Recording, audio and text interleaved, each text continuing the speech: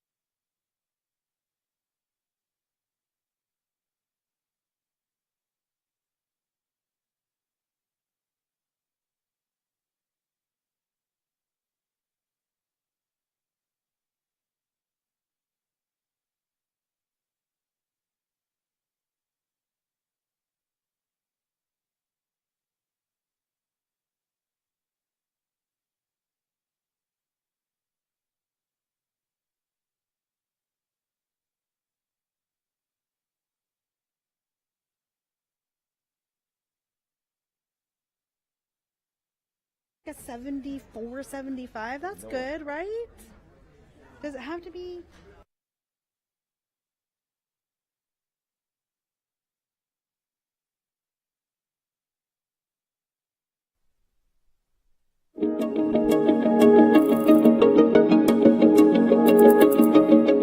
I'm Jessica Vaughn, Chair of the Hillsborough County School Board.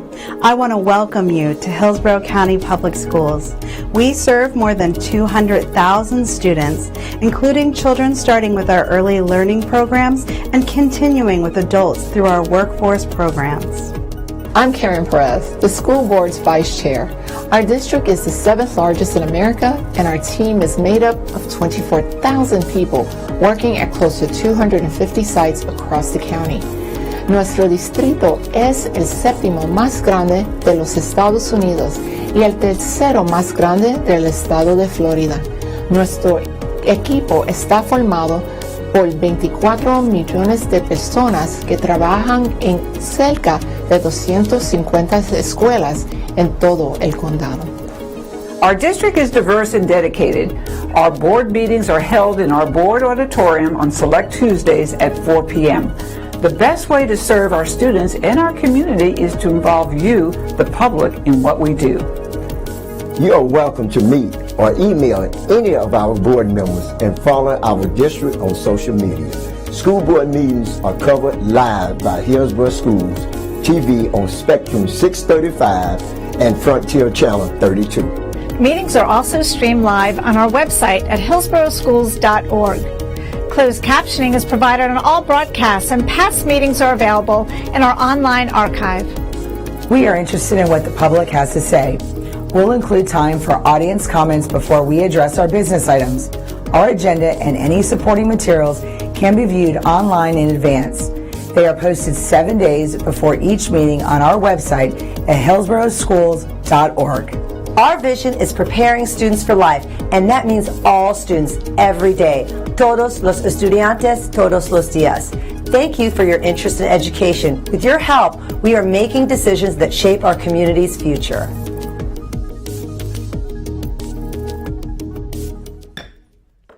The board meeting of February 25th, 2025 is called to order.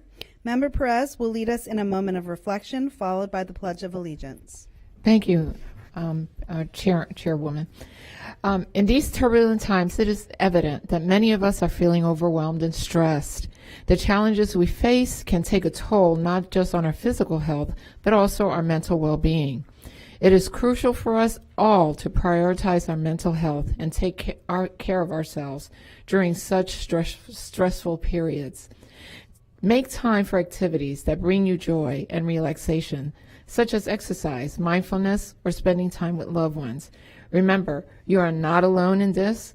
We are all here to support each other and navigate through these difficult times together. Let us take care of ourselves and each other, and remember that seeking help is a sign of strength, not weakness. Can we stand for the Pledge of Allegiance? I pledge allegiance to the flag of the United States of America and to the republic for which it stands, one nation, under God, indivisible, with liberty and justice for all.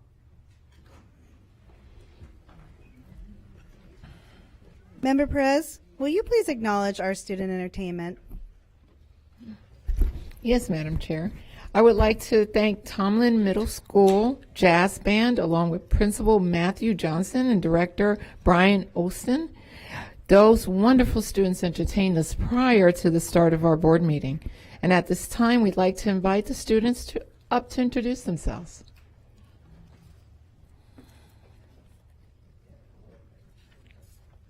My name is Jesus Gutierrez. I'm an 8th grader at Tomlin Middle School, and I play the trombone. My name is Kevin Mungia. I'm an 8th grader at Tomlin Middle School, and I play the baritone sax. My name is Anthony Martinez. I'm an 8th grader at Tomlin Middle School, and I play alto sax. My name is Marcelo Pereira. I play the trombone at Tomlin Middle School, and I'm an 8th grader.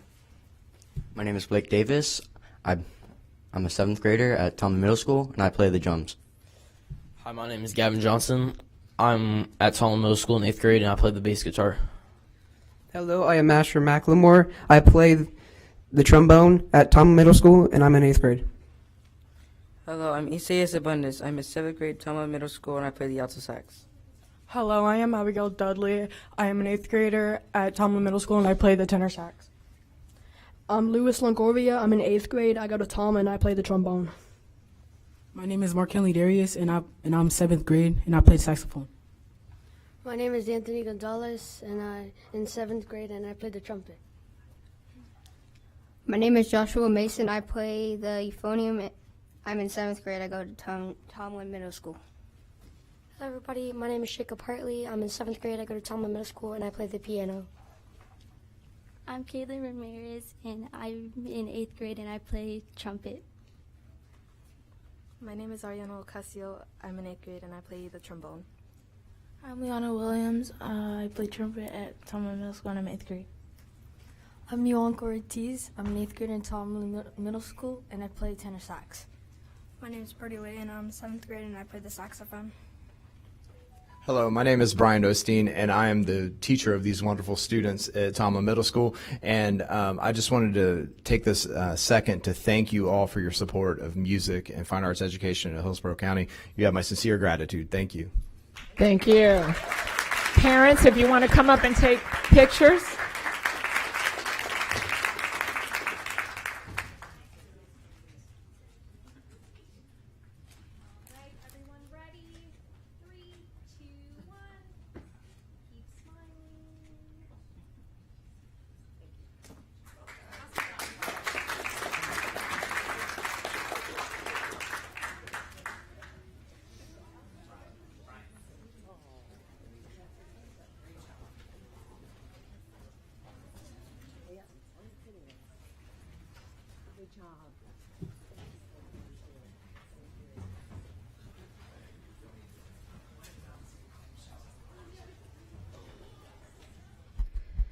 Please let the record reflect that we have no withdrawn items today. Adoption of the agenda. I need a motion and a second to adopt the agenda. I have a motion by Member Gray and a second by Member Combs. Any discussion? If not, please vote when your lights appear.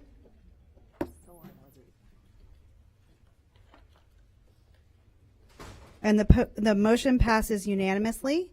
Please let the record reflect that all board members are present. We have one set of minutes to be approved today, February 11th, 2025 school board meeting. I need a motion and a second to approve the minutes. I have a motion by Member Washington and a second by Member Combs. Any discussion? If not, please vote when your lights appear.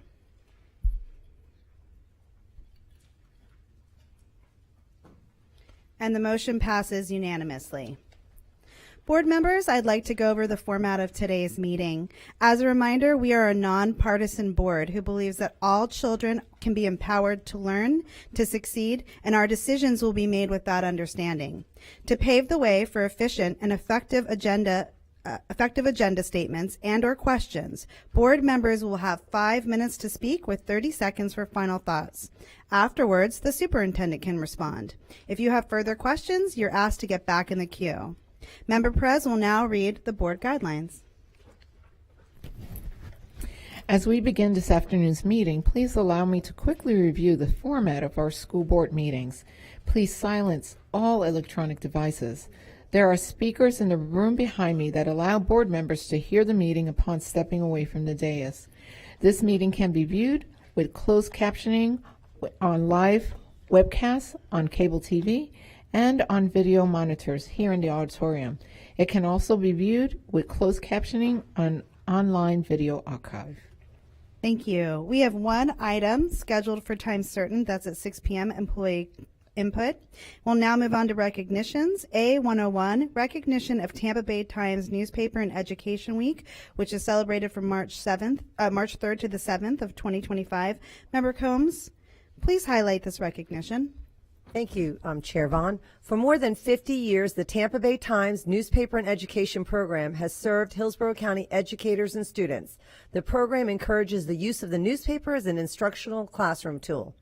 During the 2023-2024 school year, NIE provided more than 70,000 print copies and more than 6 million e-newspaper licenses to 394 teachers in Hillsborough County Public Schools. Newspaper and education is a valuable way for students to learn about current events and what's going on in the world.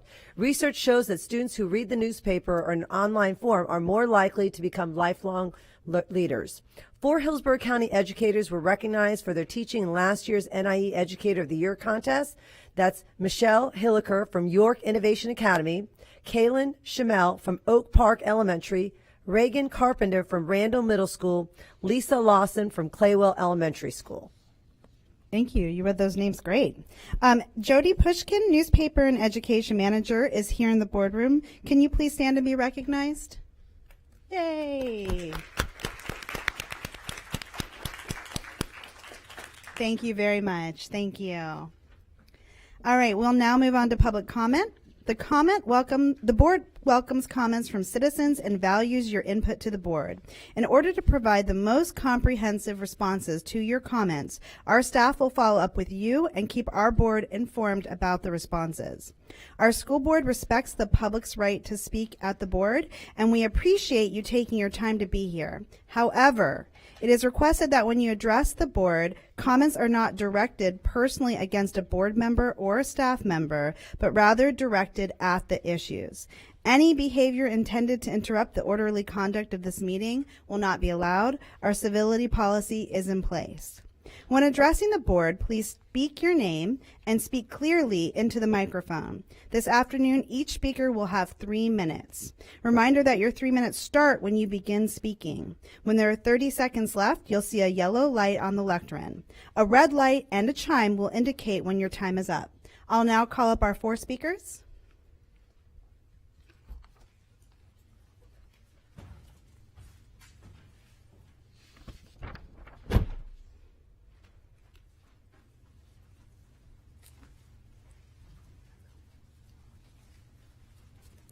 Good afternoon. My name is Louis Ayub, and I am a resident of Hillsborough County. I have 2 children currently attending the Adam Magnet School, one in 3rd grade and one in VPK. My first question for all of you is this: can you please help me and all of the other Choice and Magnet VPK parents in Hillsborough County understand why there is a requirement to reapply for kindergarten? More importantly, how can I explain to my 5-year-old that his big brother gets to stay at Adam next year while he has to start over at a different school? I'm not alone in this concern. Whether they received an acceptance letter or not, every VPK parent at Adam has voiced an opposition to this policy. As parents, we carefully selected a school where we wanted our children to thrive, not for 1 year, but for many. These young children have just transitioned from 4 years in preschool, and just as they're beginning to feel comfortable in their new environment, some are now being forced to uproot again. Many also have older siblings, making this transition even more disruptive. What benefits does this policy provide that outweighs the stability, security, and consistent relationships essential to a young child's emotional and cognitive development? Even if there is a reasonable explanation for this requirement, wouldn't it be in everyone's best interest to let the parents know before the application window opens? That did not happen at Adam. Among the hundreds of text messages, emails, calls, app notifications, and notes in binders, not one mention of this policy was made this school year. I urge the school board to reconsider and change this policy to allow VPK students at Choice and Magnet schools to continue seamlessly into kindergarten without having to reapply. Forcing our youngest learners to start over disrupts their development, creates unnecessary stress for families, and contradicts the very principles of stability and continuity in the strong education system that should upheld. Parents carefully choose these schools with the expectation that their children will have consistent education path, not a 1-year stopgap. I ask that you listen to the voices of concerned families and take action prioritizing what is truly important to our children. Thank you. Thank you. Next speaker, please.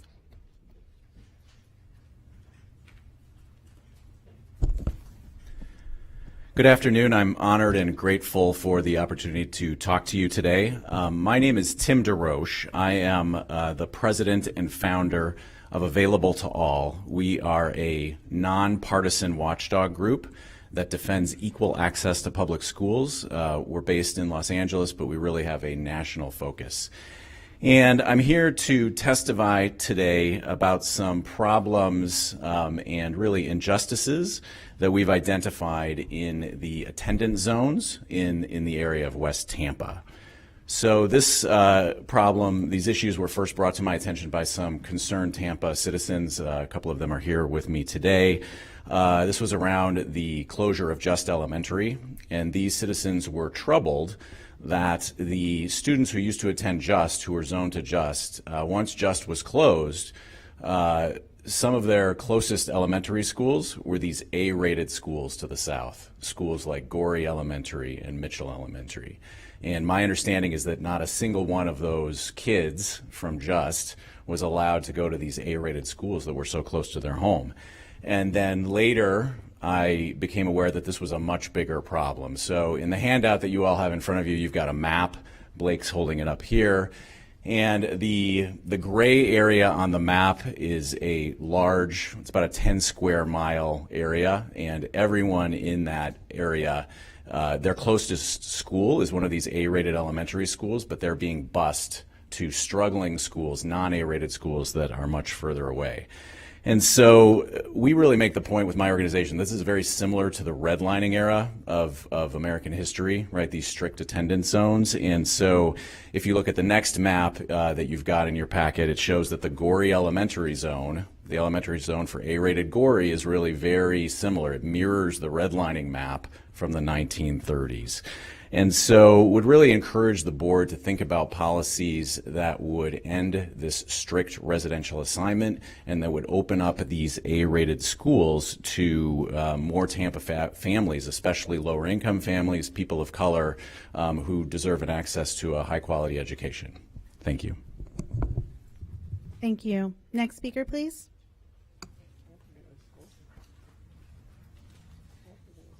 Good afternoon. My name is John Green. And today I stand before you with your contract that you have made with the NAACP. And since the last time I've been here, it's been cyberbullying, right? I was a volunteer for PTSA at Armwood High School for 3 years. I took the concession stand, revamped it for the kids to get credit so that they can graduate and to raise money for the PTSA. Now, since this agreement been in place and since I came here the last time, and this is your policy, Article 8, where the NAACP, they have to protect you, right? And you have to protect them. This is why this policy is bad, because now my mental state is I have to protect myself because of cyberbullying, right? And this is not fair. Is this what you want on your hand, right? Because they have to defend you, and this is your contract, and y'all signed it. Y'all approved it. Not only that, I put in for a public request, requesting some documents. I haven't gotten it, right? I'm still waiting on it. This is unacceptable.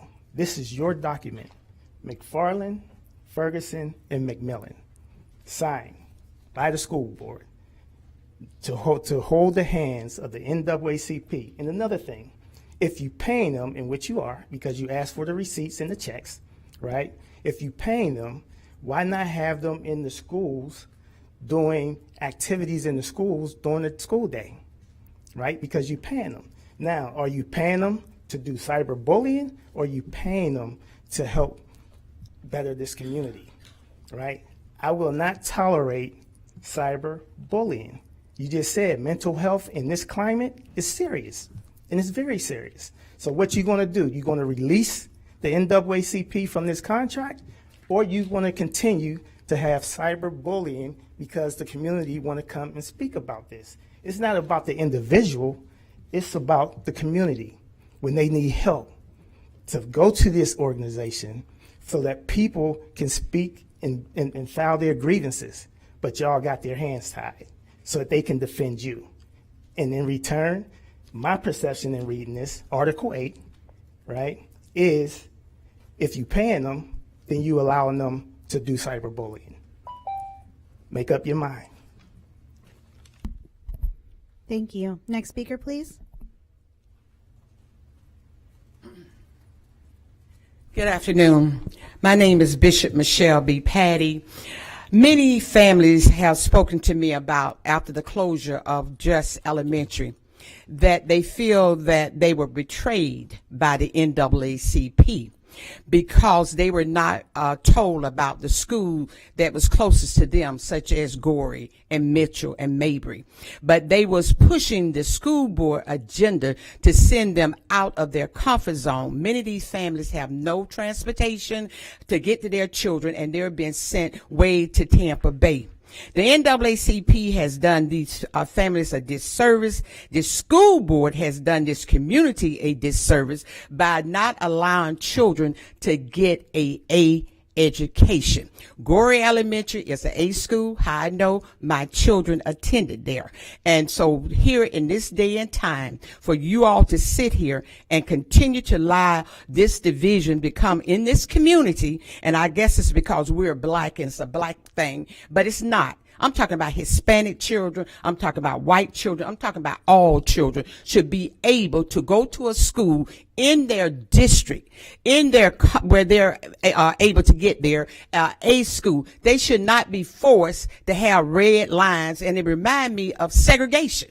Y'all do remember segregation, where people we couldn't allow to go to certain school. That's what is taking place now here in Hillsborough County. And you're doing it with the help of the NAACP by continuing to allow them to be on that property, allow them to be a thorn in people's side, allow them to cyberbully these folks that come here and speak to your school board. I'm still waiting for return phone calls, have not received them. I'm still waiting for someone on this board to tell me why you feel that it's a good idea to have a civil rights organization who should be fighting on behalf of this community to be out there receiving free rent. It's a shame that we have to have people come all the way from California, cross country, to fight for our children when we don't have, and we have a civil rights organization that y'all are calling and y'all are promoting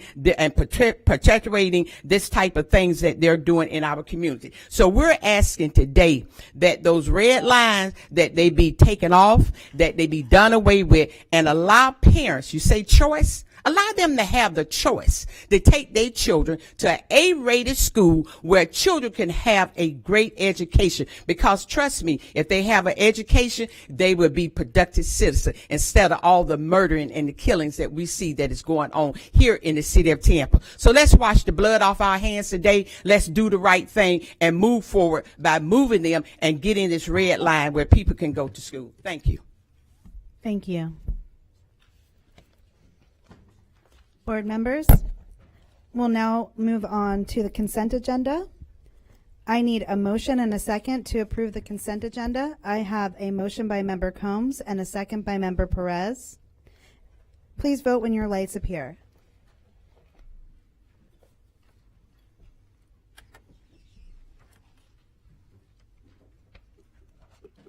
And the consent agenda has been approved unanimously. I will now call Superintendent Ayers to highlight our administrative appointment. Thank you, Madam Chair. And board members, we do have one principal appointment that was on the consent agenda this afternoon, and it is the principal of Lake Magdalene Elementary, and that is Dr. Mandy Sierra. Dr. Mandy Sierra, if you could please stand up, and if you could come on down here to the center. Come on down here. So Dr. Sierra began her career with Hillsborough County in 2012 as an ESE and a general education teacher at Temple Terrace Elementary. And in 2019, she transitioned to Lake Mag as an RTI resource teacher until 2021, where she was appointed as assistant principal. Dr. Sierra is committed to the academic success of her students and values the importance of a positive and supportive school culture. So board members, community members, Dr. Amanda Sierra, the new principal of Lake Magdalene Elementary. Congratulations.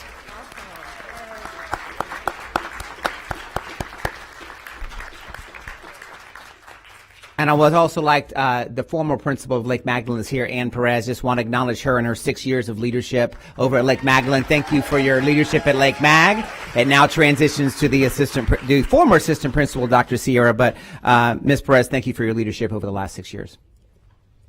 Thank you. Thank you for your leadership and congratulations. We'll now pause for a moment for anybody who'd like to exit the boardroom.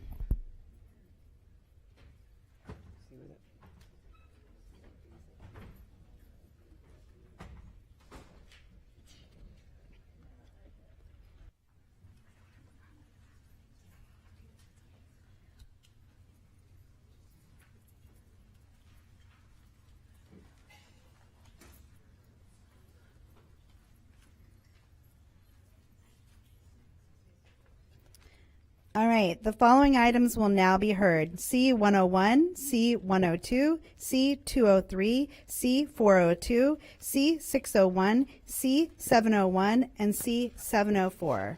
Starting with 101, adoption and purchase of recommended instructional materials for K-12 science. Superintendent Ayers will highlight this item. Thank you, Madam Chair. So this K-12 adoption for science instructional materials marks the first time since 2018 that a full review and teacher vote has been completed due to the changes in Florida Department of Education's adoption cycle. Gap year purchases were completed for various science subjects during the last 2 school years. Per Florida statute and school board policy 2510, the district must provide a 20-day public review period and conduct a public hearing before the board can approve the purchase of newly adopted materials. The public review period was from January 22nd, 2025 to February 11th, 2025, with a public hearing conducted at the February 11th, 2025 board meeting. Madam Chair, that is 101. Thank you, Superintendent Ayers. I need a motion and a second to approve C101. I have a motion by Member Washington and a second by Member Perez. Member Combs, you pulled this item. Do you have a question or a comment? Yes, I just had a comment. Just when it's such a large item like that, and when you're looking at the elementary, middle school, and high school adoption, I thought it was important to pull such a large item, and also just reviewing that that there were 4 meetings, 6 meetings for the middle school, 7 meetings for the high school, and also with the science curriculum. Not only are teachers involved, but parents and community members. I think science is one area of level, especially in elementary, where we're really trying hard to make gains in. So I'm really optimistic about the new curriculum and the new way that we're going towards making sure those guides are individualized to make sure that our science curriculum and our science scores continue going up. So I just pulled that for that, and that's it. Thank you. Thank you, Member Combs. Member Rendon? Thank you, Madam Chair. I do want to appreciate the fact that we've gone into this adoption period as we look at the new technology with STEM and making sure that we're highlighting all science things across the board for all of our students. That is an element of our education system that needs to be bolstered, that we see the change in our environment and in our culture, and so it's really important that we do that. One of the things I want to make sure that we address to the public is that the numbers that we're using, we're actually targeting all of our curriculum directly to each of our individual schools. We're not going to have the pile-ups of books that we've had in the past, because we're working much more efficiently and making sure that we see where the books are going that are needed based upon the number of students and the type of students that we're serving. And so that's why our numbers vary from year to year. And so with this adoption period, we're being much more specific in how we're purchasing and where we're purchasing them for. I think that's important for the public that we identify that. We are recognizing the changes in the legislative that allows us to have that flexibility to specifically purchase per school and per need of an area. So thank you for doing that. Thank you, Member Rendon. Seeing that there's no further questions or comments, please vote when your lights appear.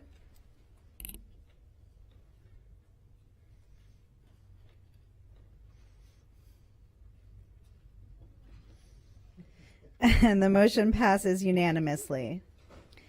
Now we'll go on to 102, addendum to quote between the School Board of Hillsborough County and Renaissance Learning, Inc., Hillsborough County Public Schools. Superintendent Ayers will highlight this item. Thank you, Madam Chair. And board members, this is an agenda item I'm sure you're familiar with. This is MION. MION continues to support our district's literacy goals through its comprehensive, personalized reading platform that provides access to digital books to promote reading throughout our schools and the community. The 24-25 school year has been a tremendous year for reading in MION. This opportunity would not be possible without the dedicated support of our 7 community organizations who continue to see the value in investing in our students' future. And this is a 13-year partnership we have with MION, unlike anywhere in the country. So we're proud of our partners. A partnership with MION is 13 years now. And Madam Chair, that is 102. Thank you, Superintendent Ayers. I need a motion and a second to approve C102. I have a motion by Dr. Hahn and a second by Member Combs. Member Combs and Member Gray pulled this item. Dr. Hahn, you're in the queue first.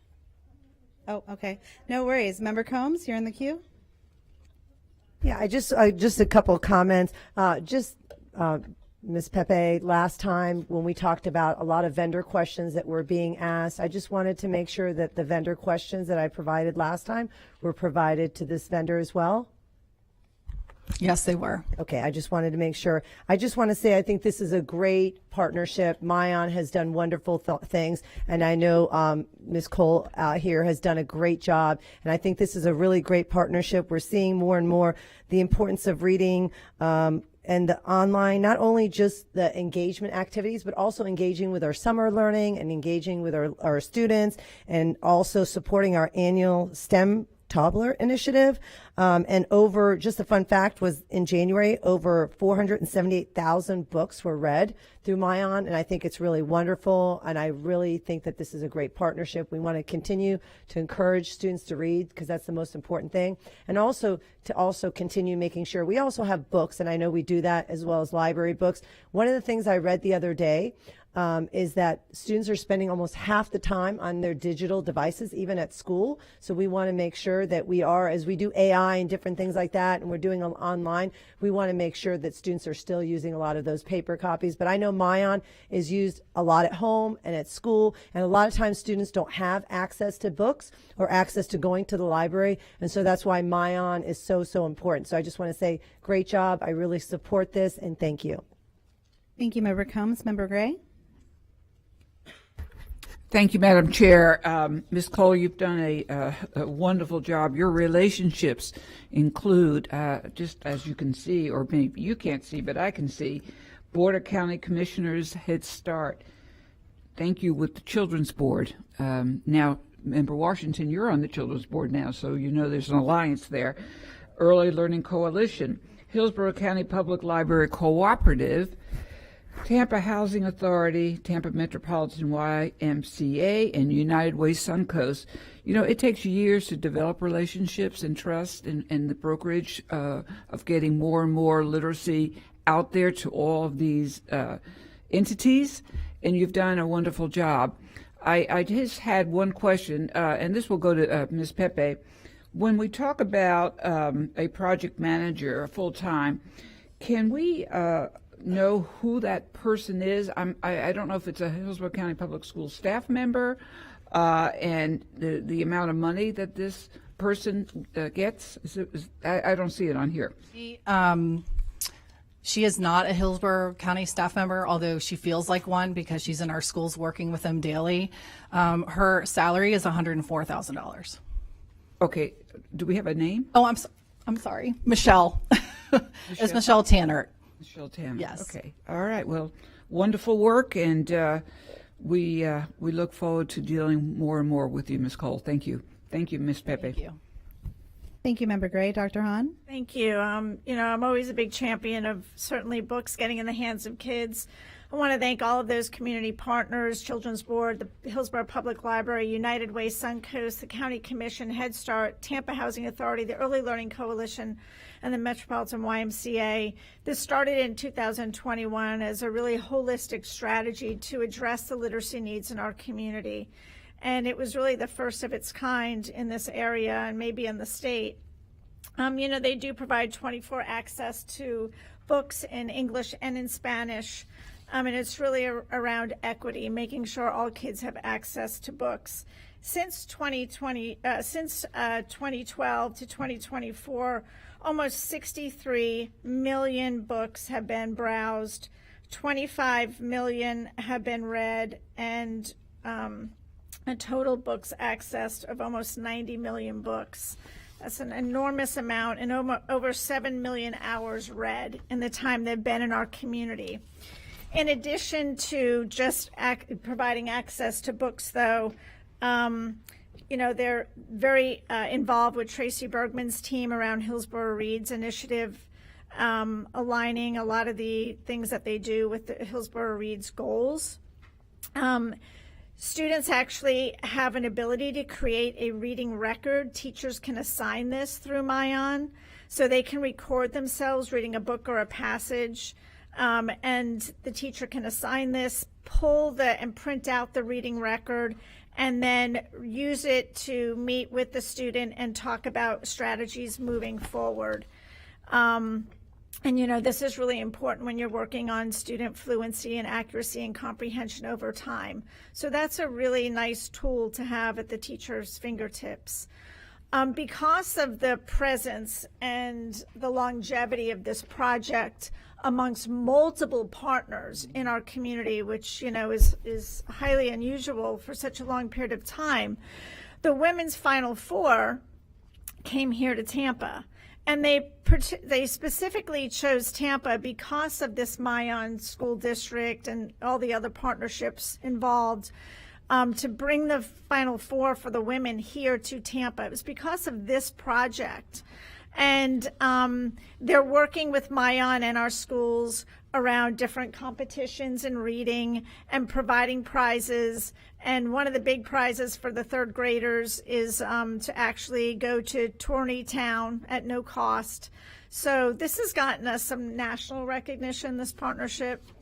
So, you know, I'm really proud to be a part of a district that has really galvanized and spearheaded this issue and found a way to address our literacy issues in our community, because this project serves birth through middle school. So it's really providing books to families whose students haven't even stepped foot in our schools yet. So you know, it's a really unique partnership, and since we've signed on to this in 2012, now you have it in Pinellas County and surrounding counties, and you know, it's even helped parents learn how to read that are bilingual.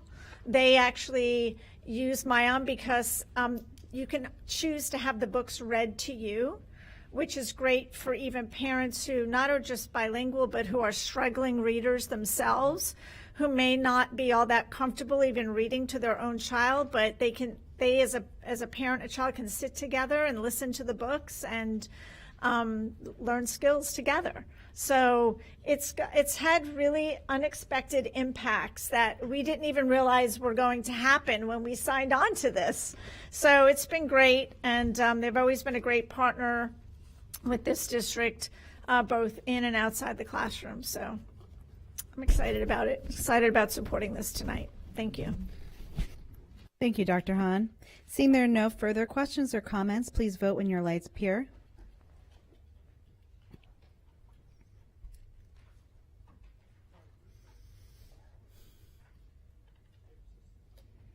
And the motion passes unanimously. Thank you. Now we'll move on to 203, terminate the contract with Village of Excellence Academy. Superintendent Ayers will highlight this item. Thank you, Madam Chair. So the Village of Excellence Academy's governing board voted to voluntarily close the school on January 23rd of this year. I do want this board to know that all families were contacted to provide enrollment options, so I did have staff communicate with all 78 of the students' families to go over enrollment options. The 78 students that were enrolled at Village of Excellence are now at their neighborhood schools, either another charter school, home ed, or a private school. Madam Chair, that is 203, which is the closure of Village of Excellence Academy. Thank you. I need a motion and a second to approve C203. I have a motion by Member Washington and a second by Member Perez. Member Combs and I pulled this item. Do you have a question or comment, Member Combs? Yes, I do. Thank you, Chair Vaughn. You know, I think it's very important. You know, we have a partnership with charter schools and public schools, and parents are going to choose, you know, multiple schools. And at the end of the day, I'm always going to want what's best for kids. And I think it's very difficult in the middle of the year when students are moved from one school to another. And so that's what was really concerning to me, is like, did that charter school know that they were financially being challenged and what was happening?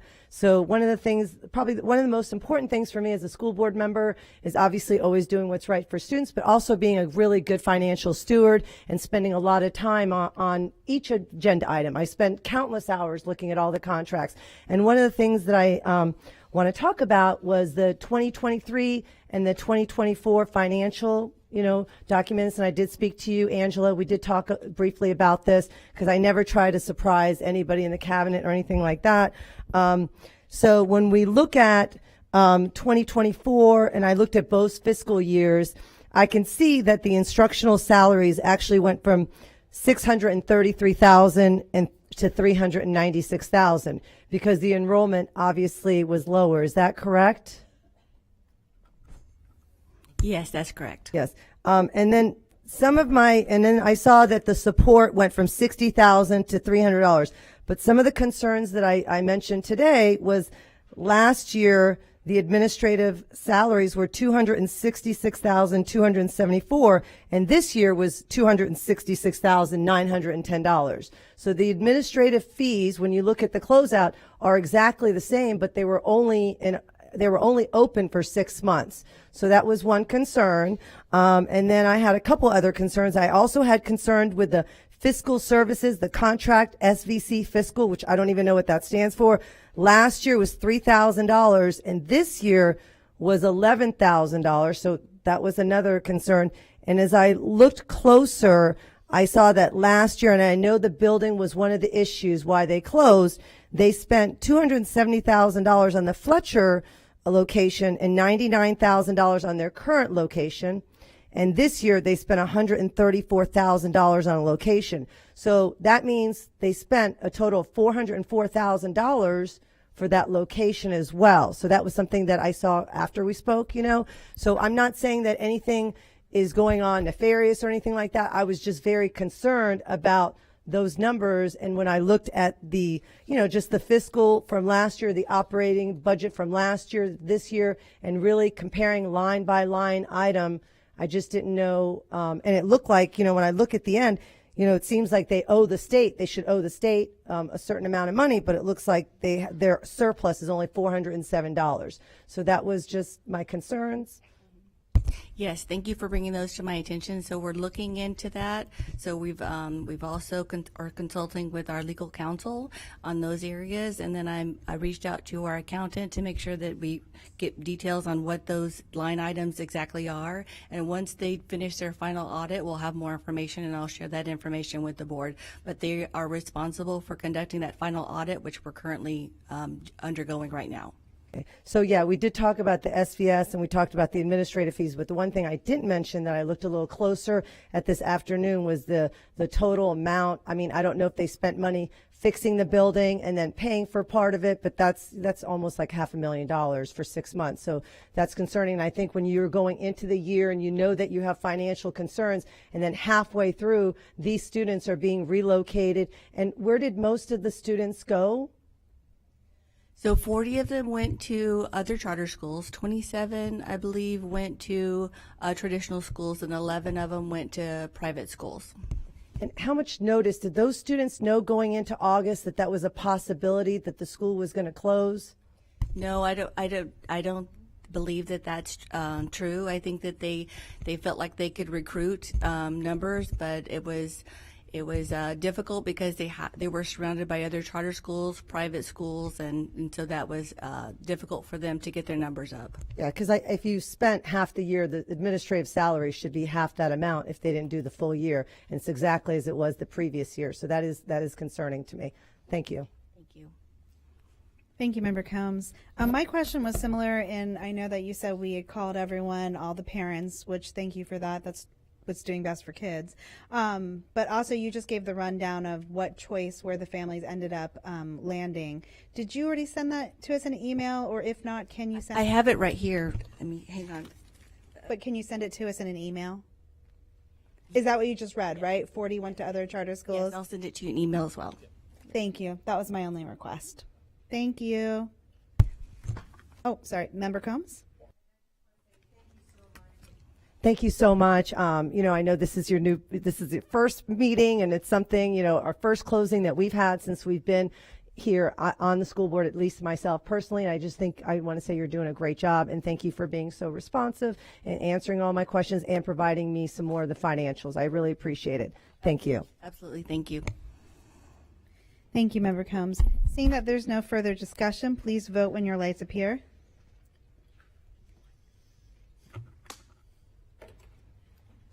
And the motion passes unanimously.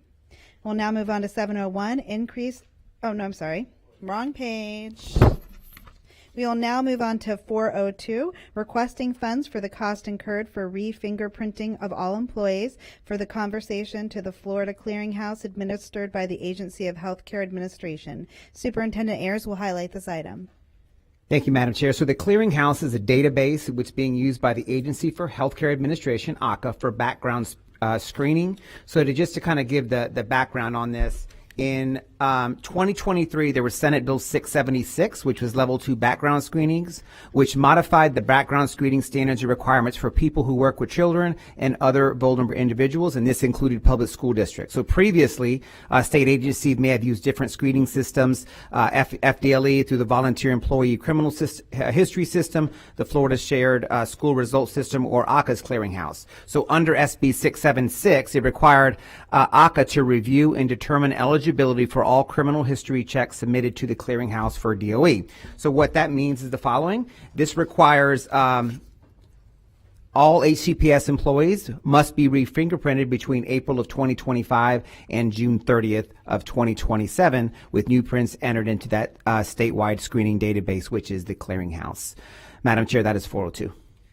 Thank you. I need a motion and a second to approve C402. I have a motion by Member Combs and a second by Member Gray. Member Combs and I pulled this item. Do you have any questions or comments, Member Combs? Thank you, Chair Vaughn. Probably my biggest concern out of all of this is it's an unfunded mandate.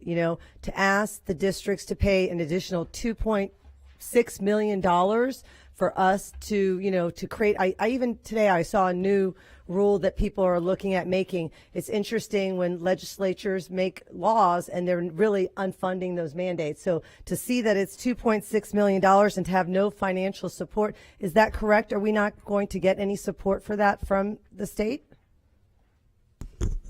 That is correct. Okay, so, looking at we're funded 50th in the nation and then another $2.6 million taken away is really concerning. My other concern or my other comment is, and it's something I have said since I got here from day one as a school board member, one of my goals is the vision for the district and what happens. And I've said this from the moment I came in, that it is so time consuming for the fingerprinting here in Hillsborough County for the processing. To see that we're the 7th largest district and to see that we have one location, the ISC, to fingerprint and process individuals is very concerning. And I feel like if we listened to even a little bit of what I said 4 years ago, we wouldn't be in a situation now where now we have to fingerprint this entire district again, and we don't have the capabilities, or I'm sure we're going to use a bus or whatever, but I would like to see in the future, I would like to see more locations where we're fingerprinting and processing, right out there in Town and Country, Parent Community Center, someplace in West Tampa. We have somewhere in South County. We have to look at this because we are competing with other districts. And I've talked to employees who worked in Pasco or Polk County because it's faster to process them and start working, and they go to neighboring districts. So not only are we competing at salaries, we're also competing with the efficiency of the district. So I really would like to see a plan or move towards doing something like that. I think it's very, very important in the future for our district. And as I said, I said this to Mr. Farkas. I remember 20 years ago when I had programs in after-school tutoring, I would process people who worked in Hillsborough County and Pasco and Pinellas because it was faster, and that still exists today. And that's a big problem. So I really, with this issue of spending $2.6 million, I'd like to see some type of infrastructure moving towards that. And Dr. Patton, if you want to comment on that. Yes, so I appreciate the opportunity to share feedback on that. As you said, you and I have had discussions around this, and I think this provides us an opportunity to look at how we can streamline what we do. It would require research because I want to make sure that our fiduciary responsibility on what's required in terms of if we have multiple locations, the staffing of that, the equipment that's required for it, that we've gone through our due diligence. So if you would allow for us to have time to go through that process, I certainly think it's something we're taking the opportunity to look at right now. Well, thank you, because I've been waiting. This is on my year 5, and there were like 15 or 20 things that I really wanted to work towards. And this is one of them because I felt like it impacted myself as a vendor. And I think right now with the shortage of teachers that we have, anything where we can facilitate something faster. If you're living in Plant City and you have to come down for a meeting at ISC and that meeting doesn't happen, or you have to take an Uber, it just doesn't seem it just doesn't seem reasonable. So I definitely would like to move towards that. Thank you. Thank you, Member Combs. Member Gray? Thank you, Madam Chair. My question, two questions. Does this include Kelly Services, the fingerprinting? No, ma'am, it does not. They print their own employees. They do fingerprint their own employees? Kelly Services prints their own employees, yes, ma'am. Okay, the second question, and this goes back to what Member Combs has said and what we got involved with last time this fingerprinting item came up in a different form. What happens is the amount of time it takes, so the bus drivers, for example, between them getting fingerprinted and getting their first paycheck, and I think you all remember this, was about 2 weeks. So many of the employees cannot afford to wait that long to receive their paycheck, so they do go to other districts that are faster. So now we have this big apparatus, clearinghouse. So I would say, well, let's ask the question. Are we going to have a more efficient, more speedy way of getting the fingerprint, so the bus drivers and the food service and anyone else that wants a position can get their check quicker versus waiting a long time, maybe a month? Thank you for that question. So when I came on board, that was something that was brought to my attention, and we worked very closely with both of those departments to streamline the process so that we could bring employees on and much quicker and much faster. The goal is always to have efficiencies for anyone that's applying for a position. We do want candidates to stay in the district when they come and apply. And so as part of this, it's going to allow for us to look at our process and determine what are some opportunities and some gaps we may have to address to make sure that we are being efficient and effective. However, we also want to make sure that we do our due diligence of ensuring that we go through all the steps and don't leave any gaps. So moving fast does not always mean that we're being efficient. It just means that we're getting it done faster. So I want to make sure that we take time to do that. And Mr. Hortzman spent quite a few time with his team going through the process. They're part of the committee that's looking at it, and we're part of the first group that's going to go through to ensure that we're staying on top of the time that it takes for someone to go through this process so we don't end up losing candidates as a result. Anything you want to add, Mr. Hortzman? No, I think you hit all the highlights. I take that back. One thing I will add, our district has volunteered. We have volunteered to be part of the beta group that will go through the original sessions or sections of getting people processed through this new system. And our first training is tomorrow afternoon. In the future, there will be guides, videos, support from the state as far as personnel at their offices, of course, to assist in getting this to be a streamlined process. You know, just a little bit of frustration because this was mentioned about, I'd say, a year ago, the slow process, and now we're working on it, which can mean, you know, who knows how much time. Is there, you know, we should have been working on it since the last agenda item because it's a big problem finding enough staff and bus drivers, etc. So I'm not real happy to hear that now we're working on it a year later, but I would love to have a report of the timeline that you're looking at now for processing. Obviously not right this second, but it would make, as an individual school board member, it would make me feel better to know that we are shortening that time so we can get these hires in our district versus other districts. So if you could get that to me, Mr. Hortzman, and share it with the board members. Maybe they're curious. I'm sure Member Combs is. If I may be allowed to just clarify, the process that's happening now with ACA, going through this re-fingerprinting, this is something that came as part of the statute that was required. our streamlining of our process to hire those that were in our transportation and in our S&S team, that's already occurred, and we did bring on roughly 120 bus drivers, which I think Mr. Farkas shared, that we were able to bring those individuals in because we did change our process. So we have addressed that process of streamlining people to bring them in so they can start working and get paid quicker. This here is something that, for lack of a better term, is sort of out of our control because we have to wait until they allow for us to upload information and move individuals through. However, what's important is that Ms. Davis and Mr. Hortzman are part of the group that's on the committee talking with ACA on a regular basis and the clearinghouse to say what the impacts are to the district if we aren't moving quickly, that it does affect us hiring candidates and getting them through. So we are constantly having our voice heard around that. But we'll provide you with that data that you're asking for also. Yeah, and the clarification that you just made is appreciated because now it's kind of not in our hands. But the question remains, again, how quick can we do it? So we'll get that feedback to myself and other board members, and I appreciate it. Thank you. Thank you, Member Gray. Member Rendon? Well, I am actually very excited about this process. I've actually used the clearinghouse for over 10 years. And I can tell you that from the time fingerprints go in, you can have results within 24 to 48 hours max at your fingertips. The fact that the cost that we're having to put out for money is a combination of equipment that we'll be able to do our prints ourselves and the cost of reprinting.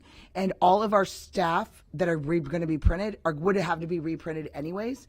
And then once they're in the system, the reprinting cost is only about $12. So over time, our cost is going to go way down, as well as the fact that if we do have an issue with a staff, we will know about it before we even wake up in the morning. It is that quick, it is that efficient, and you can send an email, they'll send you a phone message, they'll send you anything. So this system is a nationwide database.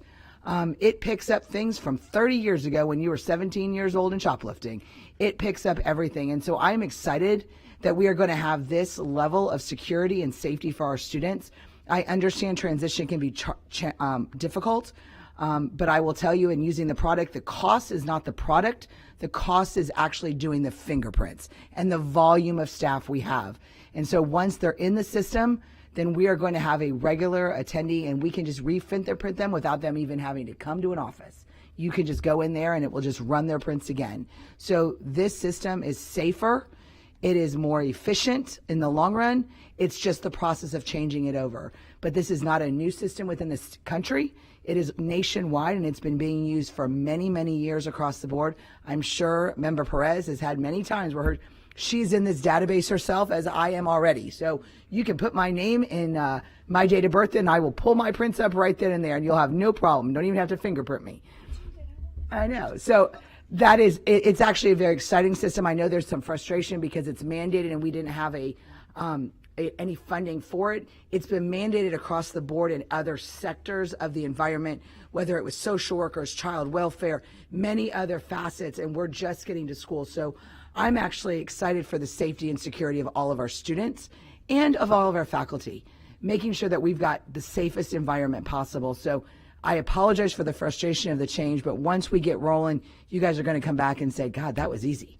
And I promise you it's so much better. So thank you for all your hard work. I know new is hard, but this is really going to be a long-term better system, and our overall cost of our reprinting is actually going to go down. Thank you, Member Rendon. Dr. Hahn? I'm just curious, what happens when we re-fingerprint all of our employees and some things pop up that were not there when they were originally fingerprinted? Right. So that's one of the questions that came up, that we asked that question as well. At this time, they have not completed their exemption process, so that someone would go through the process to ask for an exemption once they review that. However, we're continuing to ask the question around what happens. It's a discussion that we're having to say that we want to take into consideration grandfathering individuals and looking at case by case what occurred. Because to your point, something might have happened years ago when you were younger.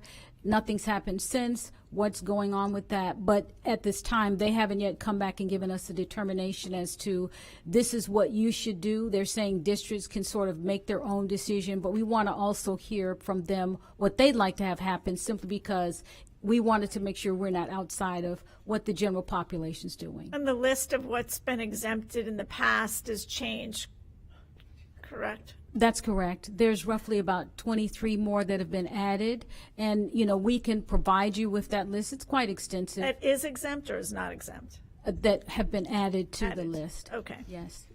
And then can you just walk us through when a new employee is onboarded and they come to your office on 40th Street, what the process is for when they're there beyond the fingerprinting? So depending if they are an instructional or support employee, changes just a little bit, but I'll go with instructional because that's the majority of our employees. So they will come, they'll have a date and time scheduled for them after they complete their processing packet. An email is sent to them and said, okay, Craig, you're going to show up on Tuesday, the 25th at 3 p.m. I show up, I have all my documentation. I might have to provide some more information. For example, I might need my social security card, a driver's license, passport, things of that nature. Once that is squared away and I've signed off on that, on those documents, my onboarding packet is reviewed to make sure I crossed every T and every I has been dotted. From there, an onboarder is going to meet with me as well and give me a few more documents that I need to complete. For example, how am I going to get paid? I have to provide my documentation of my my bank account. Yes, ma'am. After that, if everything is ordered, if I've done my homework properly, I'm with that onboarder for 15 minutes or less, and then I'm walked over to the the fingerprint office, which is 10 yards away. They roll my prints, and again, 10 to 15 minutes or less, I'm completed with everything. And they're also kind of going over their benefits package, correct? Like their health insurance and all of that, and yeah. Very, very high level, yes, Yeah. ma'am. So it's more than just getting fingerprinted. You really have to go through an onboarding process. And I do understand it's probably a hardship for some folks who are driving. Our district is so large from one end to come this, toward us on 40th Street. But, I'm sure there's also high seasons of onboarding and low seasons. There's some days you may not have anybody coming in to onboard, but I would imagine over the summer, very high, maybe start of the new year might be high, your high and low seasons. I would imagine it'd be very costly to open a whole second office in multiple places or third or fourth office. But maybe during those really high times of onboarding, you could have these mobile sites like Member Combs has, talked about, or these optional sites where they can get completely onboarded, and maybe during those high times of, where you're having high numbers of people onboarded, you could have Tuesdays and Thursdays down in over in Plant City, and Mondays and Fridays you have a team maybe up in, I don't know, somewhere up in North Tampa or Temple Terrace, wherever it is, to try and accommodate people a little bit more, because to duplicate those efforts, the number of employees you'd have to have in those pockets. And sometimes you're not onboarding anybody in Plant City, maybe for a week or 2 or 3, and people are sitting there, So I think I think there's ways to address that need without hiring, 5 or 6 or 4 or 3 teams of people to be there full time. But I think we can address those needs so we don't lose employees like board members have mentioned. So thank you for your time today. Thank you, Dr. Hahn. Member Rendon? Yes, thank you. With this new system, the new equipment is portable. You need a computer, the fingerprint machine, and Wi-Fi. So it makes it much easier. There's no ink. There's no other thing. So this will be a much easier system to be portable in those high times around our district. So I think that's the exciting part. I want to make sure I get some clarification on Dr. Hahn's requests, because when you do these fingerprints, whether it's a renewal now or it's a renewal of someone that you just hired and 4 years from now, there can be various screenings, because this is a nationwide thing where it will flag a screen. But do we not have a policy in place that if your screen comes back flagged, you are held until it's cleared? And there is that is the answer, that question, correct? Yes, ma'am. Did you hear, Dr. Hahn? So if you're flagged, no matter what it is, you are held until it has been renewed. Now, when you get your results, you will find out what they are. They will have to call ACA themselves, the clearinghouse themselves, and get the report. We, as a district, are unable to get that report, but they will have to do that, and they will have to file the appeal. And they can share with us the results of what the infraction was, and we can determine if they're 58 years old and at 17 they shoplifted at Moss Brothers. We can determine if we have that. We do that thing. No, it's come up. It has actually come up with one of my background screens. Not for me, for another employee. But it's something that has come up that far back. So, but our policy is if they are not clear, because at the time that they are rejected, we do not know the infraction. Only the employee can get the copy of the infraction from ACA.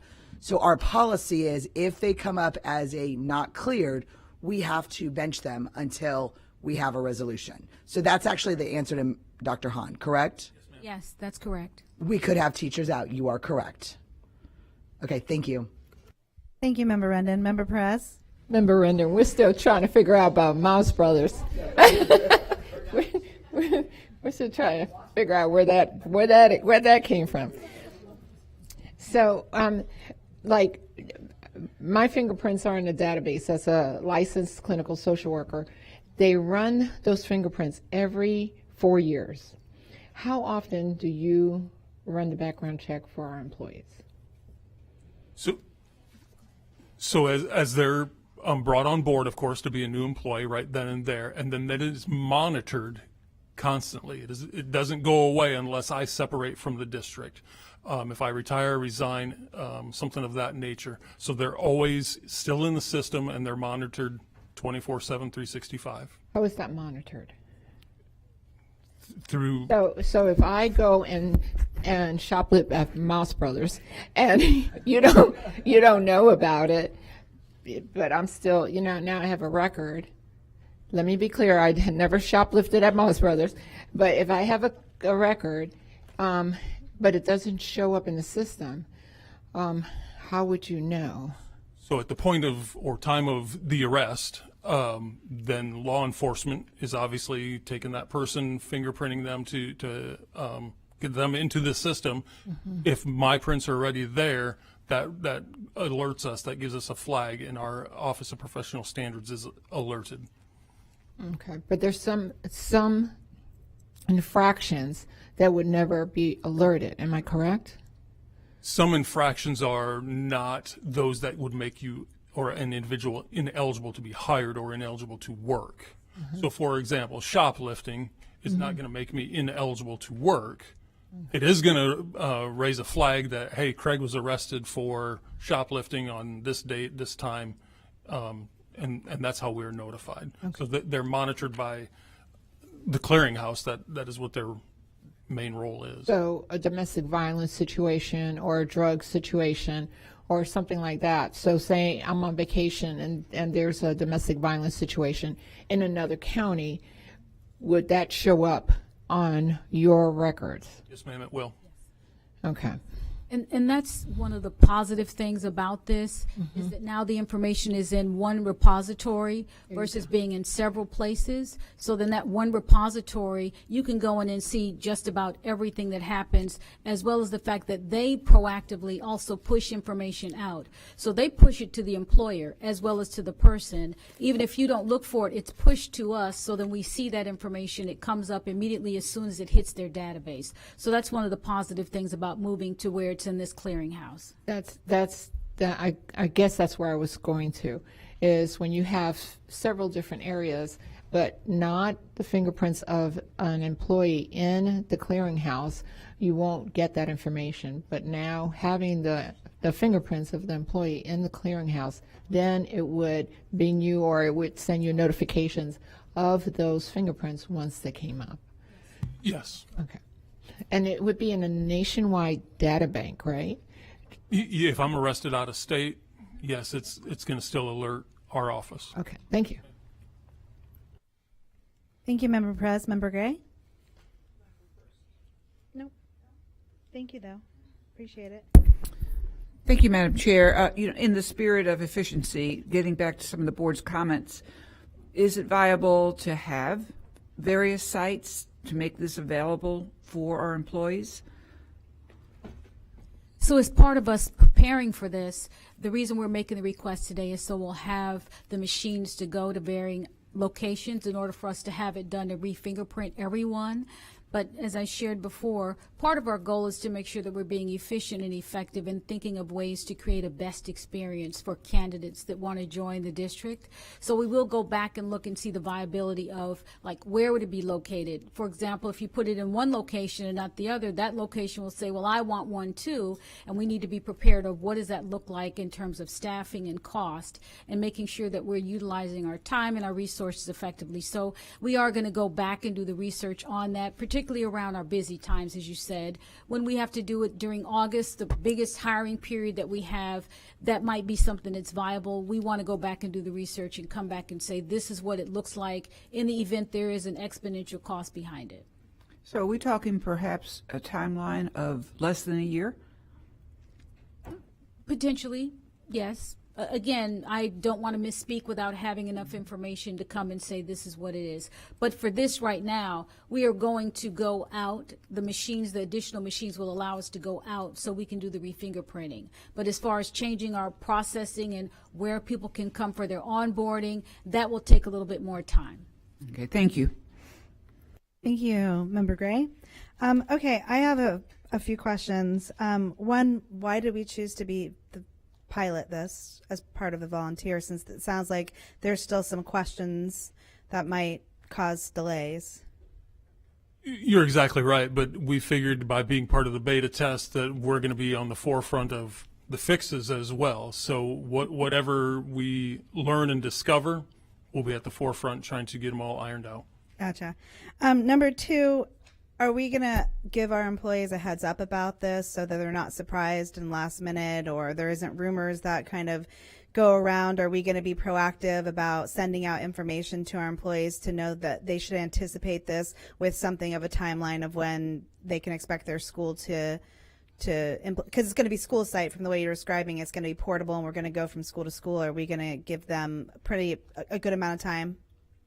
Yes. So Mr. Hortzman and team, and I'll let him give more details, are working currently on putting together not only just the logistics, but the communication plan, because that's what's important. This may cause people to have a question around, why are you asking for my fingerprints? What does that mean? Why now? I want to understand it. And so we want to make sure we address all those questions by having something that communicates not only the why behind it, but the what and what the impact is to them, as well as where's the exact location that it's going to occur.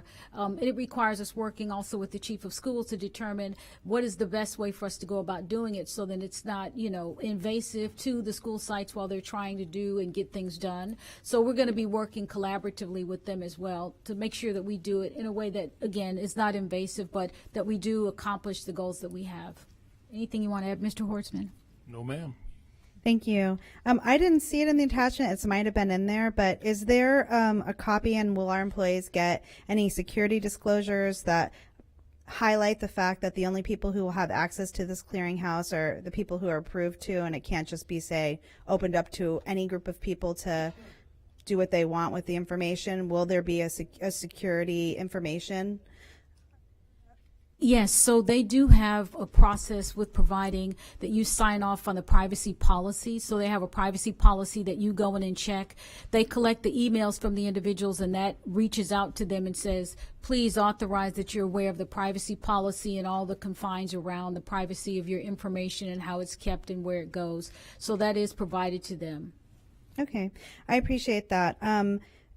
Now, I know that we've kind of touched on this, but I do want to make a plea to our state legislation that as they make legislation that has almost a $3 million price tag on it, that we do get funding for those items, because, $3 million here, $5 million there, $3 million here, $2 million there.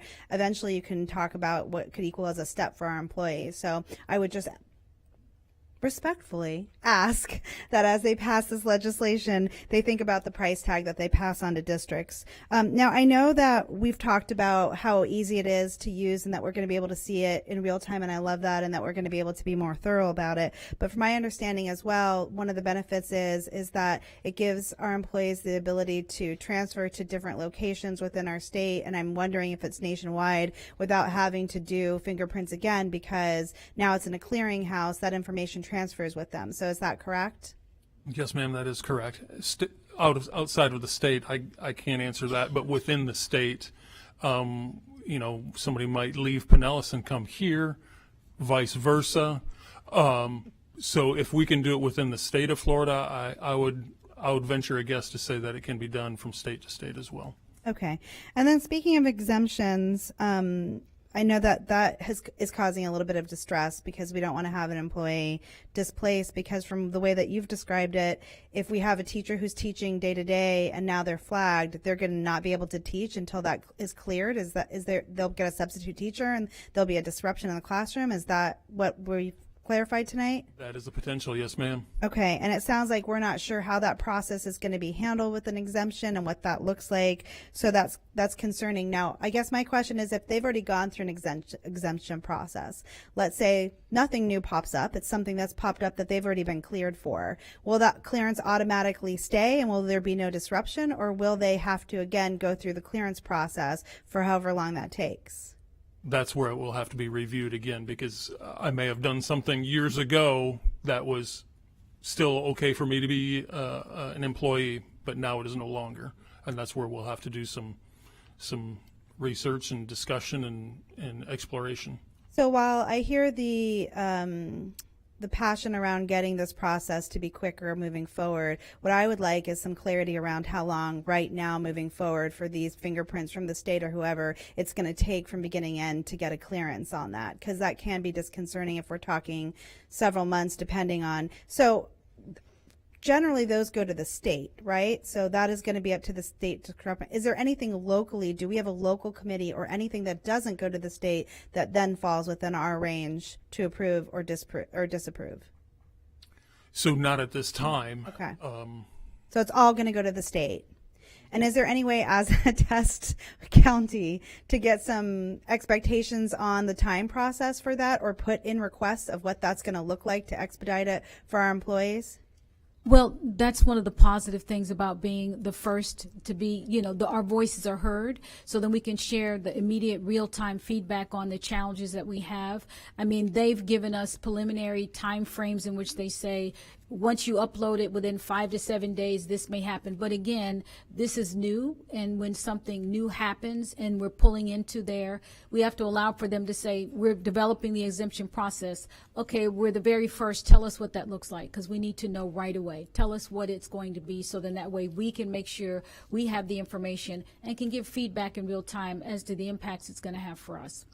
So I think we do need to make sure that Kelly staffing is aware of this and have subs to fill in immediately, because we already know right off the bat there are going to be some teachers who are going to be taken out of their classroom, and right now we have no idea how long what that's going to look like.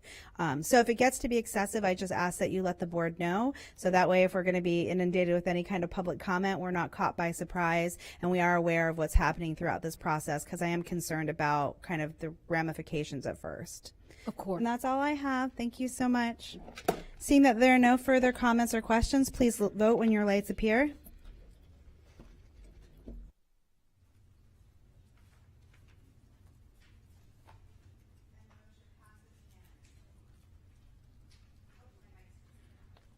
And the motion passes unanimously. Now we'll move on to 601, budget amendments for the period ending January 31st, 2025. Chief Financial Officer Jamie Lewis will highlight this item.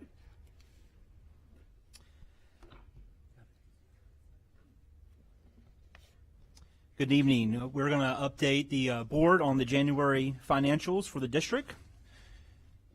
We wanted to highlight that there's minimum changes for January as anticipated, and the good news that we have, we'll share off the bat, was we recovered on our property taxes, which was also expected. And so you'll see that as we travel through this, January update about how things have transitioned from December and January and exactly where we thought they would be. The first page you see is our adopted budget that was approved in September, and we just wanted to highlight here that we are still maintaining our original projections of a $283 million fund balance, and that's at 15%. And so that's a key measure that we want to remember as we travel through tonight and where we're headed for the rest of the year. For our January's update, the amended budget will still again predict a 15% end of the year fund balance, and that is at $283 million. There was a slight change for revenue at $8 million that we received additional funding, and those fundings are really an allocation that we expected originally. Those are from purchase cards and e-pay rebates that we were expecting, and that is offsetted by expenses, and we know that's going to come in. And we also had charter school inspections, and that's a reimbursement that we get after we reconcile with them and after we go through inspections on a routine basis. And so the end balance for January is still, again, where we anticipated, but we wanted to highlight that we're still waiting on a third calculation from the Department of Education. And so when we see that, the finance team will update our projections. We're going to wait until we see that information. We do expect it's going to be positive, but we'll wait until we see that. And we are finally hearing information that that's going to be coming out soon. We don't know a date yet, but we're expecting that to happen in the coming days. Hopeful. The one thing we'll start to provide to you on a monthly basis is where our general fund has been and where we expect it to go. I think this is a good chart that reflects what normally happens in January of each year. This is our high point from a revenue standpoint, and most of that is due to the property taxes that we received. One of the reasons that we see a large jump from last month to this month is because in December, if you remember, we had a delay in our property taxes. And so in December, 48% of our budgeted amount for property taxes was received. Now we're at 82%. So where we had normally seen a larger chunk come in last month, but because of the storms, that was delayed, and now we're back where we thought we would be, and that's why we see the fund balance at a high point. From this point forward for the rest of the year, we'll start to see that kind of gradually decline naturally. That happens every year because we're kind of through the revenue portions, and they're allocated on a fixed schedule for us on an annual basis. For this month, we're close to a $556 million fund balance. That represents 30%, and again, we'll start to decline from here into the end of the fiscal year and still project to be at a 15%. The next slide also shows that, where in December we projected, or we estimated 390 as our fund balance, and now we're at 556. Again, we wanted to remind the board and the public that this is a timing situation with our revenue. This is the high point of the year. This is encouraging. It's exactly where we thought we would be. Property taxes are flowing through, which is what we were concerned with, and now that we're on the right pace, we anticipate that we'll finish the year strongly financially. And that is our January update. Thank you. I need a motion and a second to approve item C601. I have a motion by Member Combs and a second by Member Gray. Member Gray, Member Combs, and I pulled this item. Do you want to get in the queue to see who goes first? Oh, we'll just go in order. Member Combs? Thank you, Mr. Lewis, for the update on the monthly budgets. I had a few questions. When we talk about FEMA, does that work within there's a lot of money involved that we put out, as everyone knows. Will we receive the payment? If so, when? And what is an estimate? Operations and finance is working closely on the FEMA situation. That's a long, drawn-out process where we won't maybe initially receive the money right away. It happens in a certain time period, and historically we probably see that in a different fiscal year. But right now, our teams are working together. We have a little less than $4 million that we know we have spent, and we know that more will be coming, as we indicated. I believe it was last meeting. This is a process that's ongoing, and so we have to we see how bills and things trickle in as we have worked through the year, and I believe we're still working through some things related to the storms, which is an ongoing process, especially in some areas of our county. And so we'll continue to work on that. But right now, we have not received any money from FEMA, but we are continuing the process of filing with them, and we hope that we'll receive money from the package that we'll submit. Let's hope so. And I had a few questions. I don't know if Tracy Brown is available, but this has to do with Title I and Title II. So one of the questions that's going around, of course, a concern, and perhaps you can allay our fears. We're talking about grants being taken from our school district, et cetera, Title I, Title II. Title I, of course, are marginalized communities it affects directly. Title II is our teacher recruitment, affects their training, their professional development. And then there's the ESE funding, which I got a notice on that this morning. But can you give a little bit of a highlight as to where we're at if we lose that, or perhaps what proactive measures will you be taking if that be had? Thank you, Mrs. Brown. Yes, ma'am. Member Gray, thank you for asking the question. Right now, we've not received any official communication regarding any changes to our funding. However, we are being very conservative as we move forward. There has been talk of a potential reduction in the amount of funds that we receive, and so as we work with our schools, specifically with Title I, we are being very conservative. We are projecting potentially a 20 to 25% reduction in the funds that we receive. So we're working with schools to ensure that we are planning appropriately. Regarding Title II or any of the other federal funds that we receive, we've not received any additional information. However, as soon as we do, and we're hopeful that we will soon, we will be sure to update the board. And I appreciate that, because a lot of things are right now in flux, but also the SNAP, the food security. I'm meeting with Feeding Tampa Bay Metropolitan Ministries in case that gets cut. The proactivity from this board and through your office is probably going to be extremely critical with regards to our, well, let's just say marginalized communities, food deserts, etc. Do you want to remark on that? Yes, ma'am. Along with the funding that we receive, we also have our social work services, who actually does a lot of connection with the resources that we have in the community that we'll be able to refer our families to. That is a priority for us and for social work services, and under Dr. Myrna Hogue, who ensures that our students have access to all those necessary resources that could come up as a result of a loss of any type of funding or any particular situation that our students might find themselves or families might find themselves in. Yes, and we're always in awe with our social workers, Dr. Myrna Hogue. Thank you for all of your work. I know it's fairly expansive to say the least, but we do need to be prepared for these type of realities. Then I'm going to switch gears. Thank you, Ms. Brown. Mr. Farkas, if I can get your attention. I know you're busy doing many, many things. When we talk about the 2024 CIT, the remainders with regards to the 25%, is that a viable amount of money that you can share that we do have that we can use, or has it all been used up?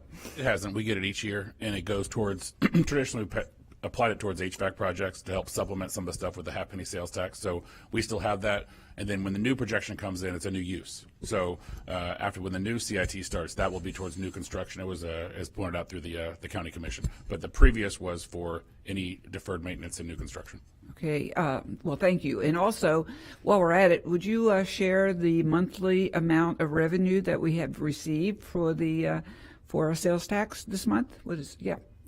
Just about the end of the month. Yeah, I don't have the exact figure in front of me, but it's about $14 million is what we have. It's been pretty consistent now over the last 18 to 24 months, where we can project and see what that looks like from a half-penny sales tax. So that is part of what we've had, and it has been consistent. So it's been great to have that. We have our Citizens Oversight meeting this Friday, and so I look forward to meeting with that team again. Yeah, and that team has done such an extraordinary job. And Mr. Farkas, you have been a leader with them and I just want to thank you publicly as well. So when we get to this last question that I do have, and that will go to Mr. Lewis, essentially we're looking at economies plural in flux, inclusive is our school district. Perhaps this is a good time for you to articulate the stability of our finances. I know we have jumped up to 30% fund balance for the due to the hurricanes, but for the district, for those viewers to hear from our CFO, I think it's really timely. So perhaps you can spend a minute, less than a minute maybe, for some stability statements. Yeah. So that's a great question. Thank you for asking that. I think in just my short time here at the district, I think I'm encouraged that we've seen great strides by the district over the years to grow what I consider is a very healthy fund balance. That's critical to our future, and I think us maintaining that and putting things and restrictions in front of us that holds us accountable to be good stewards of that money is very important. And so when I consider what we went through in the hurricanes, I was talking to Mr. Farkas about this today, what we go through hurricanes and what we look at expenses, 15% at the number that we're looking at will allow us to get through challenges that we have and emergencies and be able to rely on that fund balance. That's why that's so important in case anything happens. And so continuing to strive to maintain that's an initiative by the superintendent and the cabinet and in this district. And I think continuing to do that. And I think what's important is not to focus too much on the 30%, as we mentioned. That's nice to have now, but where we're going to end up and still maintaining that. Knowing that we still project that and we still have the third calculation out there and what that might be able to help us with is very important. And so I think seeing that and maintaining that is the most critical part that we can do at this point. And just jumping right back to the Florida Clearinghouse, big expenditure, $2.5 million. So when we look at our healthy fund balance and we look at the budget amendments, which we do every month, thank you, Ms. Garcia. What particular line item or in our budget, what allocation will we go to for that's a new expense? That's a great question, one that will be addressed when we start to have budget processes in the near future to identify where the funding will be taken care of. Obviously, the reserve fund balance allows us to dip into that when things unexpectedly come up, but the district will look at that and identify what a solution is for that funding, and hopefully that's something we can minimize the impact on the general fund. Well, I thank you, and I want to thank you and your very hardworking finance team, Ms. Garcia, and all of you behind the scenes. Thank you. Thank you, Member Gray. Member Combs? Thank you, Member Gray, because you mentioned many of the comments that I had questions about FEMA. And welcome aboard, Mr. Lewis. I had a question. Usually the third calculation, when does that usually come in? We're about a month late on that. We're about a month late. Okay, I just kind of worry about like the interest on that. And all the time, I think one of my jobs as a board member is to really educate the community where we are, funding, our shortage of teachers. Being, 50th in the nation for funding is just a factual information that I like people to know about. And lately I've been hearing on the news, possibly, I'm not, getting rid of property taxes, right? How would that affect our budget overall? What would that look like now that we're funded 50th? What type of loss would that look like for our state and for our district? And just to clarify, that's if property taxes ended for the state of Florida. And that's what I've been hearing a lot on the news. So I'd just like to hear about that. Definitely an impact to the district. Both capital and the general fund are impacted by our property taxes. And so if that was to go away, a total of $878 million would be impacted on the district. That split between those two. Okay, great. And then I'm also curious about, I worry about that third calculation, the delay on that. It just concerns me on what's happening. Why is there such a long delay? I've been here for, almost 5 years. There's never been a delay. Why is that happening? And just the loss of interest on that.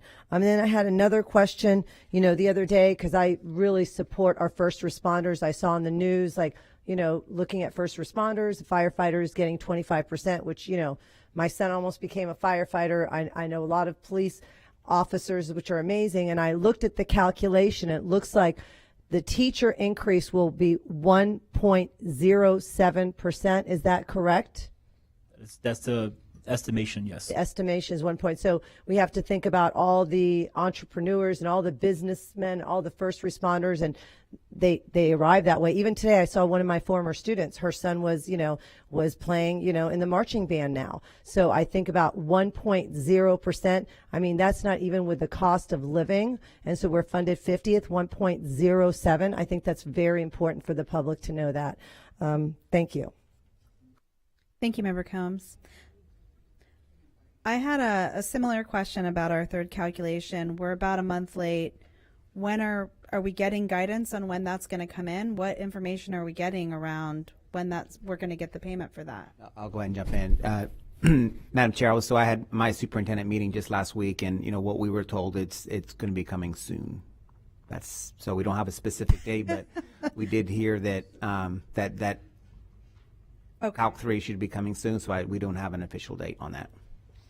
Now, are you concerned about the lateness of that? Is that causing anything that you're concerned about financially with an impact on the district?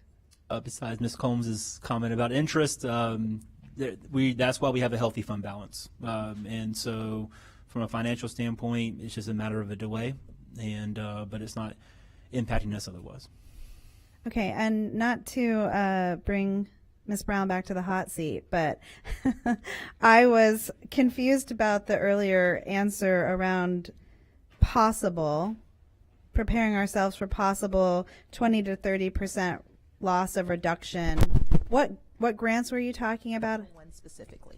Because I know we spoke last time and what the guidance we got, and I understand we're getting things in real time, and there's been asked to be a review, and this is a laborious process, and there are no easy answers. But from my understanding last time, the answer was anything that was formulaic with a certain formula wasn't going to be something we were concerned about, which was what we were talking about when Title I. And now if we're talking about a 20 to 30% loss, that's something that's pretty impactful. So what has changed since then to change the answer that we got last time we talked about it? So we had a meeting with ECTAC, which is the East Coast Technical Assistance Center, which is who supports us with our relationship with the state of Florida Department of Education. And through that conversation, they suggested that through their calculation, which is only a prediction, it is not anything that is formal, but they are anticipating that there may be a 20 to 25% cut. So we met with Title I principals yesterday, and we gave them a projected budget that was less 20 to 25% so that they could begin planning for next year. So we don't have anything official yet, but only from the ECTAC, East Coast Technical Assistance Center, do we have any information based on their conversations with the state. And so for people who aren't familiar, what exactly, who are we targeting with our Title I funds? Who will that impact the most if there's a reduction of those? So Title I is based on poverty, and it's for those schools that right now, based on direct certified students, we are a community eligibility provision school district, which means it's only based on those students that are automatically certified. We go down to about 55% poverty, and that would be about 170 schools could be impacted. Wow. And it could affect maybe the number of resource teachers that they're able to hire, but they have done a comprehensive needs assessment that allows them to look closely at their data to determine what their needs are and to prioritize those needs. But we don't want to wait until the last minute to start planning. And so we're simply being conservative now, and we're hopeful that there won't be a cut at all, that we'll receive that and more, and we'll be able to maintain what we currently have in terms of the allocations to schools. That's just concerning, especially considering when we look at what is so transformative into schools. It's actually having those extra coaches. We look at our management companies and why they're so successful, and it really comes down to having that extra support. Do you have an idea? And then again, this is all just guesstimating, being prepared. I understand nothing has come through, but just so as board members, because we get asked a lot of questions from the community about this as well, right? They expect us to have these answers. What dollar amount that looks like for our district, 20 to 25% of Title I grants? So I can't tell you specifically what that dollar amount looks like off the top of my head right now, but I can absolutely get it to you. We do get about $70 million in Title I funds. So if we consider 20%, that would be about $14 million. Okay. Thank you. I appreciate it. I'm sorry, Member Rendon. That's okay, Member Vaughn.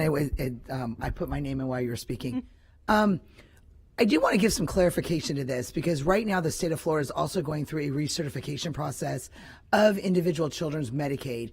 Here in Hillsborough County, children have lost between 25 and 30,000 students have lost their Medicaid benefits. That is not necessarily because they no longer qualify, but if they moved and did not get a letter, if they did not recognize when they were sent something from the Access Florida, they think it's not related directly to their ACA or to Medicaid. And so we as a district are currently working with DCF to try to get the resources from DCF to be able to get that reinstated. That will directly impact our Title I schools. So some of that estimation is not a cut in funding, but if we don't have the students that make the requirements, that they're not going to be able to provide that funding to that school. So we've got to be working on two fronts. We've got to be advocating for the needs of all of our communities because many Title I schools are not in the typical areas in which you would think. Number two, we've also got to advocate for the health and safety of a child. And so we've got those 25 or 30,000 students that we need to continue to advocate to make sure, because with their eligibility for Medicaid and for services, it will in turn now make sure that we qualify for Title I. There is a second caveat. It's not just a cut based on, especially when we're talking the state of Florida, our Title I and our Title II dollars aren't all state dollars, federal dollars that are all being looked at, as we know. But we don't have any qualifications to say we are receiving any cuts. And part of our issues with Title I have to do with us making sure that we are partnering with DCF to try to get those services in for children. Am I correct on that? So Medicaid is something that I'm working on with Deneen Gorsini, and we are trying to capture all those students that are not certified right now. And so we are being very intentional about that. Our Title I, what I mentioned regarding the 20 to 25%, is not about the current students that we have enrolled or those students that are Medicaid eligible, however, are not registered for Medicaid. This is purely about what the federal government will allocate to the school districts, which are a flow through the state. So we do have two fronts that we have to really focus on. One of them being what's going to happen based on the feds allocation, and then the other capturing all those students that we know are qualified through Medicaid. So we also don't have the answer to the question of some of that Title I dollars could flow through a different department of the federal government into the state government. So right now I want to make sure that the public is very clear. We are guiding on speculation and making sure that we're taking care of our district now with that possible speculation. But we have no cuts that we have had in writing at all. We have possibilities by speculation, but there's nothing on the ball game right now. You are absolutely right. There is nothing official that has been received from the federal government or our state regarding our allocations. We don't ever receive our allocation until late into the school year, well after we've even submitted our application. So we absolutely have not received anything official. And I will tell you, the timing of this is not off yet. This is typical so far. So we're just going by just trying to plan, because we can't wait to plan at the last minute. And that's why we're being very conservative as we plan. But you are absolutely right. There has been nothing official that's been received from the federal government or our state regarding any allocation, more or less a cut in allocation. All right, Member Rendon? Yes. Thank you, Member Rendon. Member Perez? I just have a quick question. With, I don't know who wants to answer this, with school lunches, I know that there has been kind of some chatter about the free school lunches. With the bill that was kind of squashed, can somebody make sure they... That's mine. Ask the nutrition center mine. So we're in the same situation actually as Ms. Brown is, where we've received no official notification. There have been some predictors, as we've talked about, and possible changes to levels of thresholds, or well, we've got our community eligibility, CEP is what we have it. So where whole schools have it, and we've got 170 plus schools that are in that situation. It's wonderful. Again, based on projections, we've received nothing official. There's a possibility if the numbers that we have received from Tallahassee are accurate, we'd lose 50 to 70 schools. Now, what does that mean? It doesn't mean that those kids wouldn't get free and reduced lunch. It means they go back to the old way of paper and pencil, where they have to apply for their free and reduced lunch and go through the process. So it doesn't eliminate free and reduced lunch, just a threshold is what that would do. The one thing that was alarming that I would tell the board is the income verification was one of the things they've talked about. Usually it's a sampling. As you can imagine, when you have 20, 40, 70,000 people that are on free and reduced lunch, income verification can be a challenge if it's a certain percentage. And that range in the conversation with the laws has gone everywhere from staying at 3% to going up to 50 or 100%, which, again, we do whatever comply with the laws, but that would require a lot more staff to make that happen, to do income verification for all of our people. And again, they love CEP. It's been great. A lot more kids getting free breakfast and lunch and eating and being healthy and nutritious, but it would be a challenge for us to get back in and get parents to get back in the swing of things of doing those applications. So again, it didn't knock out free and reduced lunch, it just adjusted thresholds. Yeah, I know Dr. Hogue would understand this too. The new income threshold came out that qualifies for low income. That came out as well. So how, if it does affect our students, how would we as a district help and support these families? Great question. I think it's a board question, because it's going to be philosophically how the 7 local elected officials and the superintendent kind of lead that way, honestly. But I think it's a conversation we need to have when we get to that point. I think it's premature to have it now, but I do think that it's a conversation we need to be aware of, be prepared to have if we do get direction in that way. All right. Thank you. Thank you, Member Perez. So I appreciate Member Rendon clarifying some things, although I also want to clarify back in the hot seat. I mean, speculation, or this is what we're anticipating based on the information that we're getting from people who are experts, because there is a slight nuanced difference between just speculating or this is information that we might be preparing for because this is people who are experts that are getting that information. I ask because obviously, as we understand, our community is very attached to figuring out if funding is going to be cut, especially when we're talking about our most marginalized students and making sure they have what they need. So I guess even though we can't maybe necessarily answer, we've already had the answer, I think it's important that board members get this information in real time. And while I appreciate, thanks to Member Gray, we were able to have the conversation.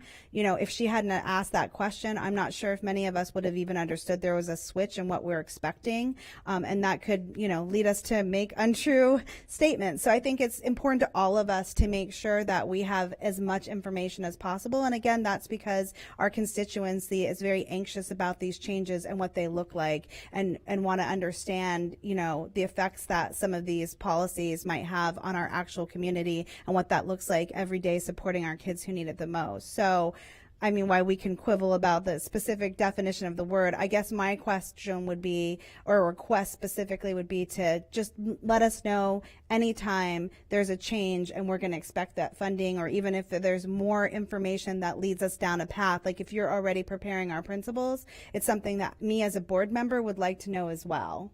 So I would just like to formally make that request. Absolutely. We will absolutely do that. As we receive information, including information that are just speculative, or if we have anything sound, but we will make sure that you are well informed. And so I apologize that I didn't do that before tonight, but I will absolutely make sure that we do that in the future. No worries. It's a fast moving ball of information, and I know it's hard for everyone to stay on top of it. So that's nothing just on your end, but just on our end. So again, we can give as much information in real time as possible. Thank you. Member Gray? Thank you, Member Vaughn. And, there's a big difference between being proactive and being sensationalist, because when we were involved with COVID, how did we react? Well, we wish we would have had steps in case, but how would we have known? Now you have footprints echoing in every one of the board members' phones and news, and Kristen Davis. So we can't help but ask you, those of you who know, we need to we need to make sure we are proactive. No shock should happen like when we had the huge COVID situation. So now what I'm asking, I hear other board members doing the same, is yes, keep us informed, but while you're doing that, you're keeping the public informed because they are writing emails, they are talking to us. Every one of these cabinet members, when you meet with them privately, they are concerned. So I made my point. Member Vaughn made her point, and it's a very important predictor of what may come and what we will do if it does come. Thank you. Thank you, Member Gray. Member Perez? I'm sorry, I'm not finished. So, I noticed that the public started sharing some concerns when the price of eggs went up. Okay, but that concern, what kind of tipped the scale a little bit was that they didn't realize that families were already having concerns with the price of groceries, but what really tipped everything was eggs, because eggs go into almost everything, from breakfast to, different recipes. And that's when I think a lot of the public you saw a lot of the chatter. But it wasn't until then.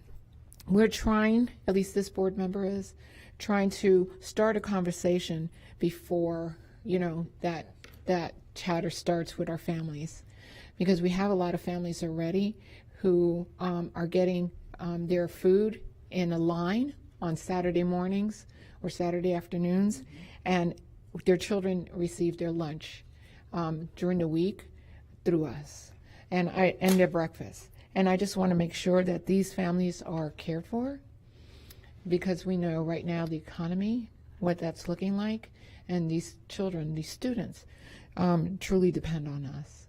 And I want to make sure that we are there for them. Thank you, Member Perez. Thank you, Madam Chair. I just wanted to close out. We've been doing budget amendment. This was Mr. Lewis's first budget amendment. We've been doing budget amendments a long time. I think this is our longest budget amendment ever. So your first one and our longest one. Thank you, Mr. Lewis. Thank you, Madam Chair. Okay, seeing no further comments or discussion, please vote when your lights appear.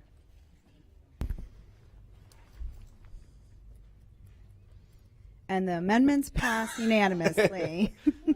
We will now move on to 701, increase in expenditures for piggyback agreement between First Student Inc. for alternative student transportation, and Superintendent Ayers will highlight this item. Thank you, Madam Chair. So to ensure reliable transportation for all students, alternative services have been implemented to support those students who are displaced or in programs that cannot be served by our traditional school buses.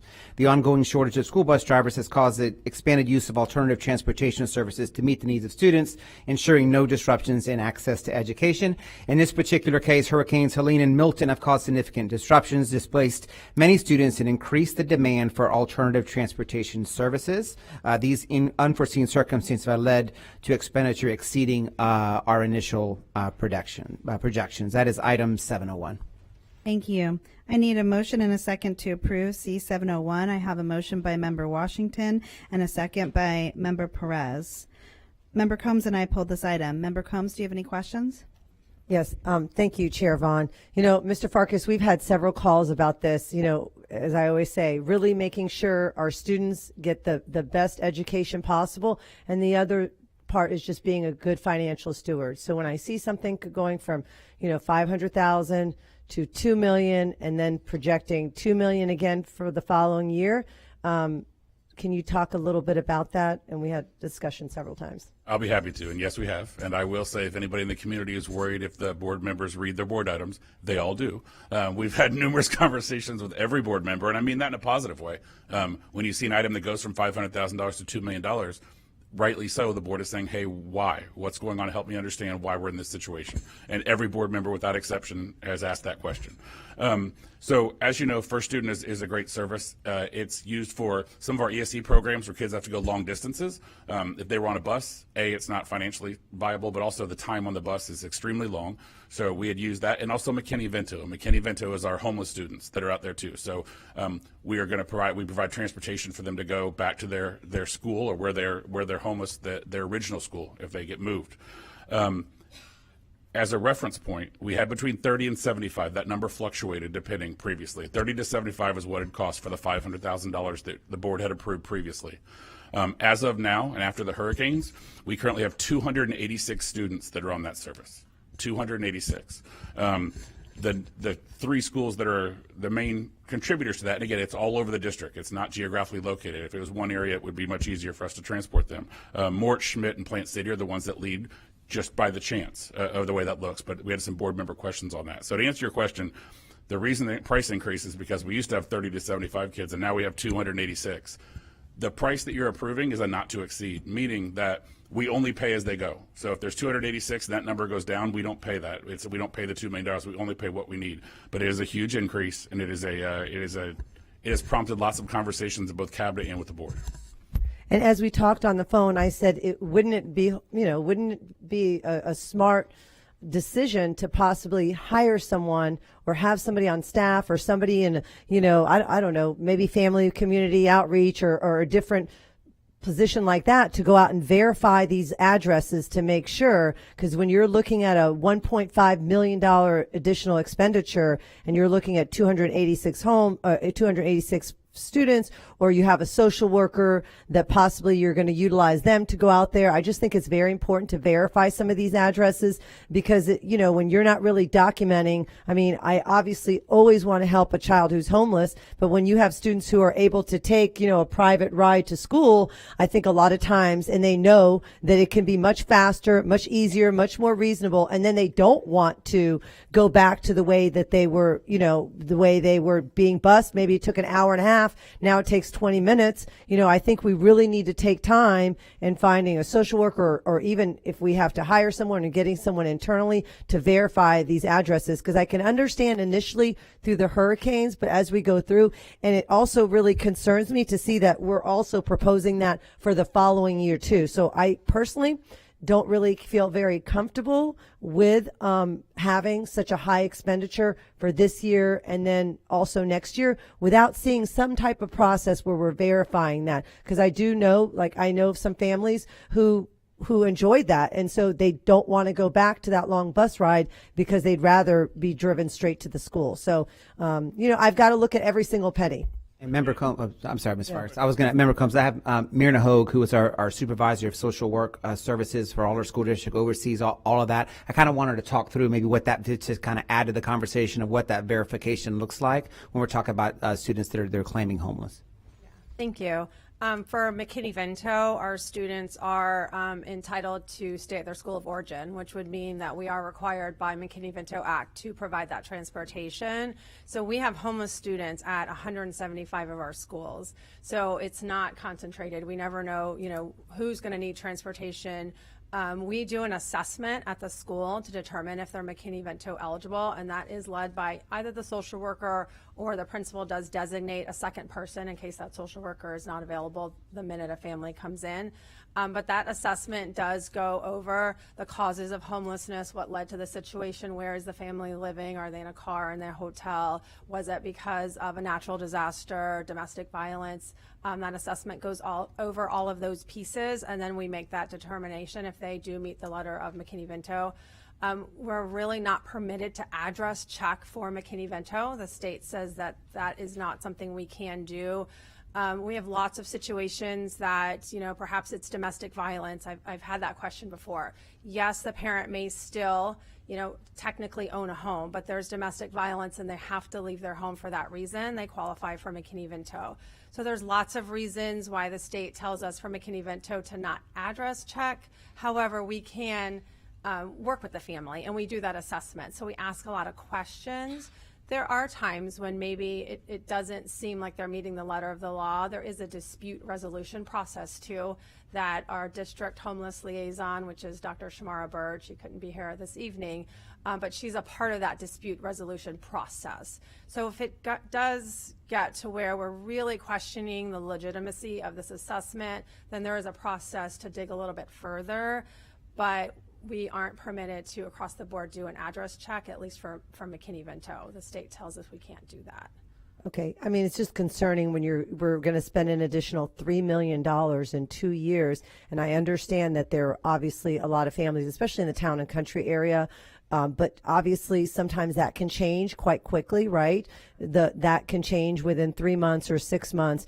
That McKinney-Vento can change. So just looking and making sure that our social workers are working very closely with that to verify that and make sure, because it does concern me to see an additional, if you state it, 500,000, you're looking at spending an additional, $1.5 million, which is a huge amount when you're looking at, possible cuts all over, Absolutely. The other thing with McKinney-Vento is that once a student is eligible, they are eligible for the remainder of the school year, because McKinney-Vento is all about school stability. So if you are permanently housed later in the school year, which we work very hard to help our families become permanently housed, they are entitled to remain at that school of origin for the remainder of that school year. So their status drops off at the end of every school year, and then we have to reassess on whether or not they qualify the following year. So we do have to continue to transport through the end of that school year, and then help them enroll in their neighborhood school for the following year. Okay, and as I said, I can see for this year, but then we're estimating the same amount for next year. So we're looking at, a big additional cost. Just saying that, a year and a half later, these families were anticipating that they're going. I know it's up to $2 million, but just that amount is very concerning to me, to make sure that I'm, being a fiscally conservative on that. Thank you. Thank you, Member Combs. Member Gray? Thank you, Madam Chair. And I'm reminded that in 2023, when we looked at the alternative rides, busing, whatever you want to call it, the vehicles, one of the big concerns that we, and this is on page 10 of this contract, is the quality of the driver. We're talking about Florida Clearinghouse fingerprinting.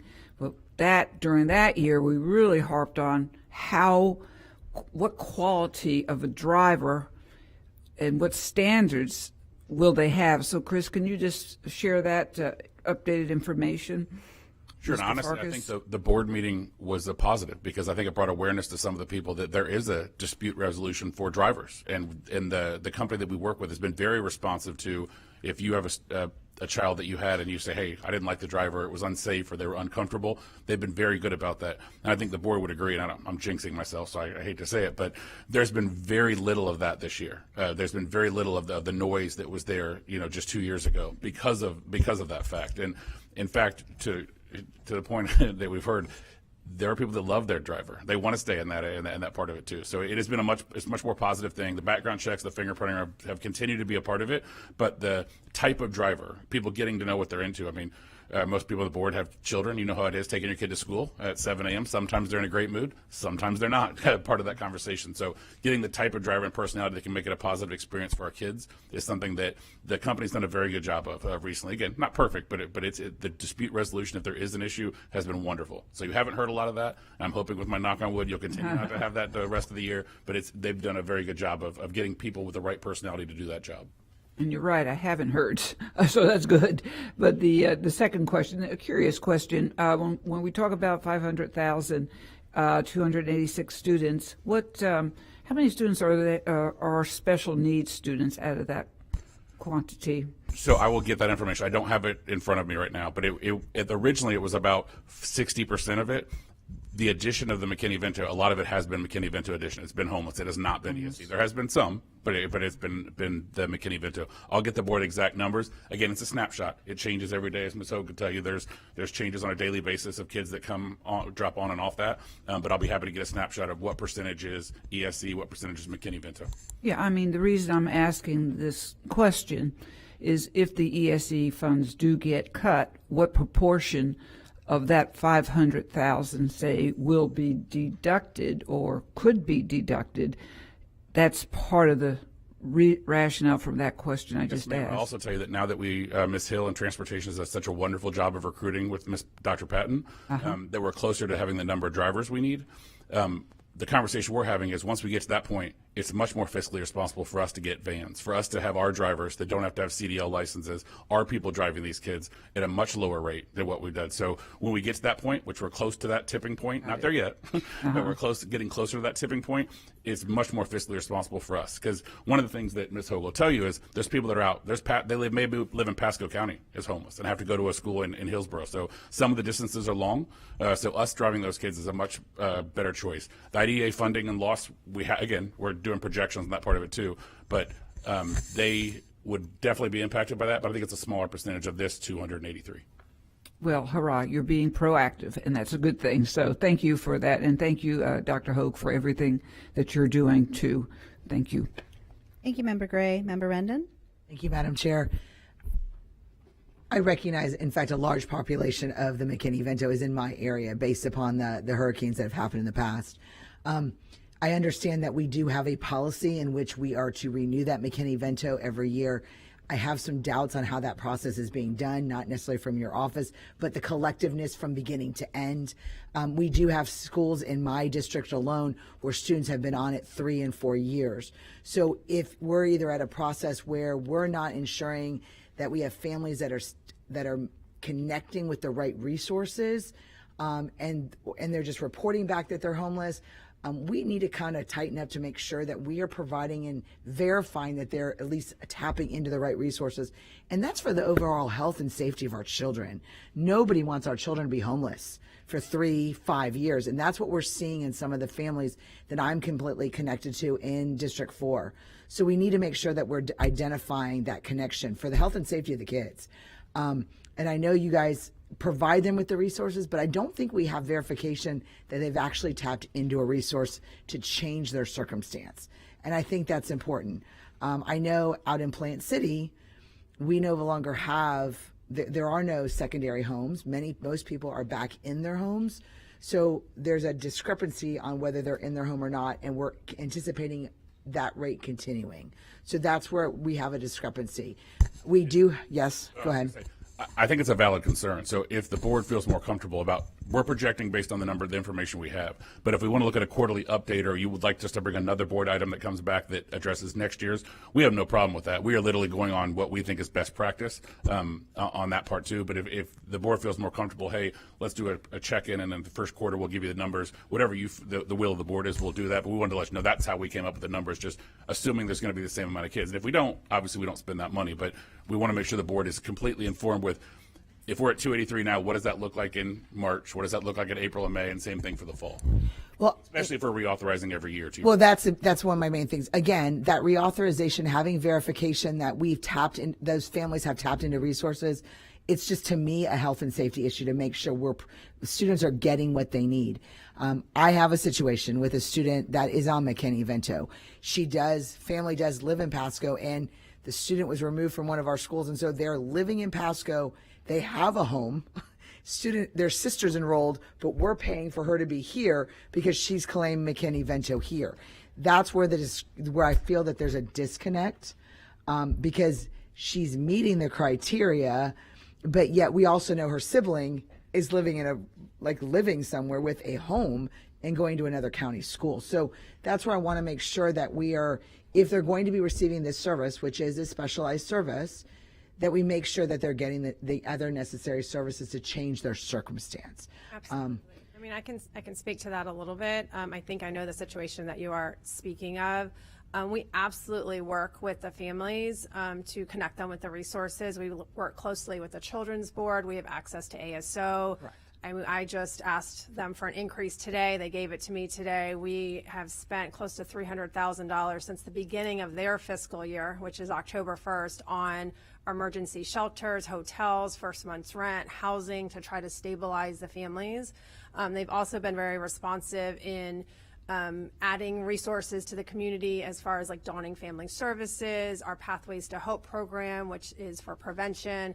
So we don't just put the family in the hotel through their funding, we also connect them with more intense case management services. But you are right, some families are chronically homeless. We do look at that assessment every year, and if a family, many of our families are McKinney-Vento because they're doubled up, so they're living with another family. If on year 3 they're still doubled up, then we consider that permanently housed. You've now kind of made that a permanent decision that you are doubled up, and so they do no longer qualify. So, but that is kind of case by case. We have to look at that, and it's so important for the schools to do those assessments so that they know what's happening with that family at the start of every school year. And I do appreciate that. Again, I just want to make sure that we've gotten them connected to the right resources. We can tell them, but we've got to make sure that's happening, because if this many families are homeless, when we think about that, 300 and some families being homeless, that's not just a transportation problem, that's a health and safety problem. And so I want to make sure that although we're addressing a transportation problem right now, it's really an overall health and safety for the safety of a child. And so that's why whatever we can do to firm up our policies that ensure that a family is connected to a resource, I'm all in, so that we can make sure that we tell them, but we make sure they're connected directly. Because like I said, that's a health and safety problem, not just a transportation problem. It's come up because it's transportation, but we have a bigger issue. And then we also have people that utilize it for the boundary issues. So any way we can make sure that we're addressing health and safety, because this is just the ride portion. This isn't the people that have now claimed they can go to that school because of McKinney-Vento. That's a whole nother number. And so we really want to make sure that we're firming up, the kids are getting the right resources they need. So thank you. Thank you, Member Endon. I had some of those questions myself, more about access and what that looks like, but my question really revolves around the description of this and the analysis that outlines that there are some alternative centers that are able to utilize this transportation.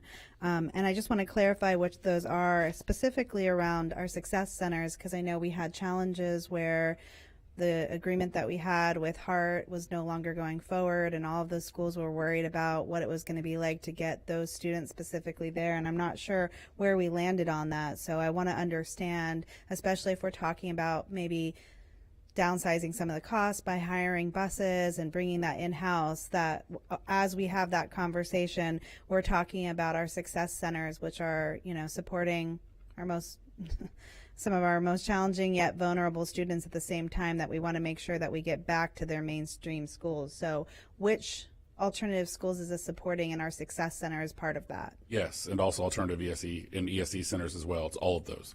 And the success centers are perfect examples of that, Ms. Vaughn, because we've got 2. And you think if we got 250 schools that are feeding those 2, and if you take elementary out, you got 75 or 100 schools that feed that. So if the kids from Morgan High School, in theory, and the kids from Steinbrenner are both going to one of the 2 alternative schools, you know there's going to be a long path. And there's not one concentration from a school. So alternative transportation is definitely the way to do that.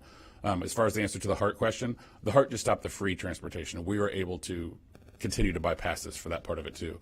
We've heard a push from both internally and externally that they'd like for us to get on buses for those alternative sites. So that is definitely something that we evaluate. And again, now that we have drivers, it's easier to do. The challenge will be just like Magnet. It's going to be a longer ride because their kids aren't constantly, you're not picking up a neighborhood. You're picking up from multiple neighborhoods from different attendance boundary areas. But 100% that they are, some of the people that are on the alternative transportation in this contract go to success centers. So just to clarify, because I was a little bit confused about the answer, right now, for every single one of our success centers, which are 2? 2. Brandon and North Tampa, you're saying we are providing transportation, be it through this or through Hart Passes, which we have purchased. Every single student is able to get to our success centers via our our transportation. Alternative transportation, Hart, or our buses. Yes, ma'am. Okay. Thank you. I appreciate it. All right. Seeing that there are no further questions or comments, please vote when your lights appear.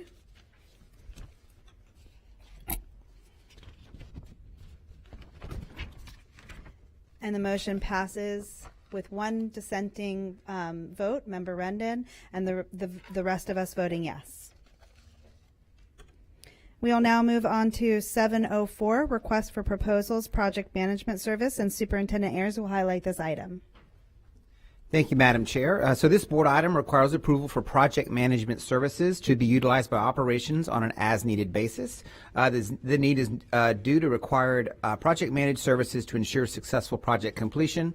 They provide the structure and expertise needed to effectively manage various aspects of a project. This problem is being resolved by enabling the district to manage multiple projects effectively and addressing key needs such as budget management, project schedules, quality, and district standards. And Madam Chair, that's 704.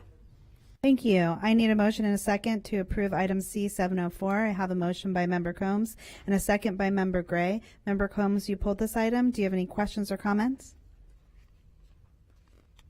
No, my questions were answered. Thank you. Okay. Member Gray? Oh, no worries. All right. Seeing that there are no questions or comments, please vote when your lights appear.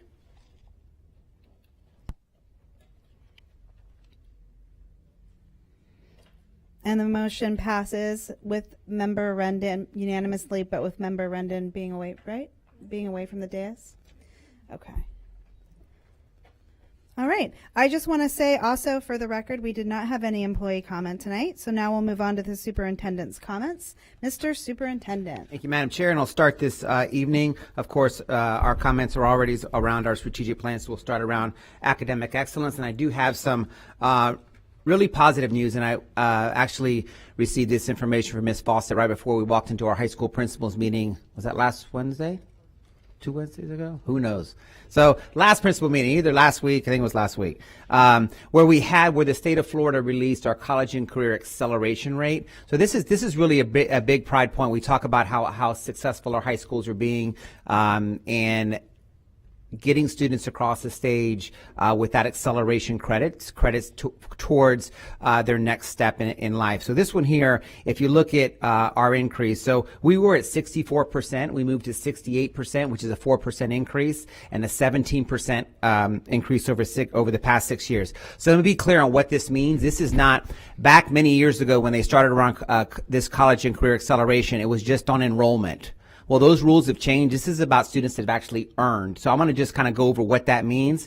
And we're at a 68%. So if you basically imagine your denominator at, close to 15,000 students, 68% of them have either done one of the following. So if you imagine a typical high school with a number of seniors, they've either scored a 3 or higher on an AP exam, scored a 4 or higher on IB exam, earned the A, B, C, D, or E on one of their ACE exams, earned an industry certification, or earned at least a C in a dual enrollment course. If you take all those, if you take your high school, and if you look up to it, the entire school district, 68% of our high school seniors from last year did one of those things, which is truly remarkable. So that's another 4% jump. I know the board, you're proud of all the work our acceleration department does, and with IB and ACE and AP. And so this will go into, as we look at school grades for next year for high school, these will be numbers that'll be in that. As you look at district grade, this is also a number. So board, be proud of that 4% jump, 17% over the last 6 years, 4% jump just in 1 year. So wanted to make sure that we acknowledge that.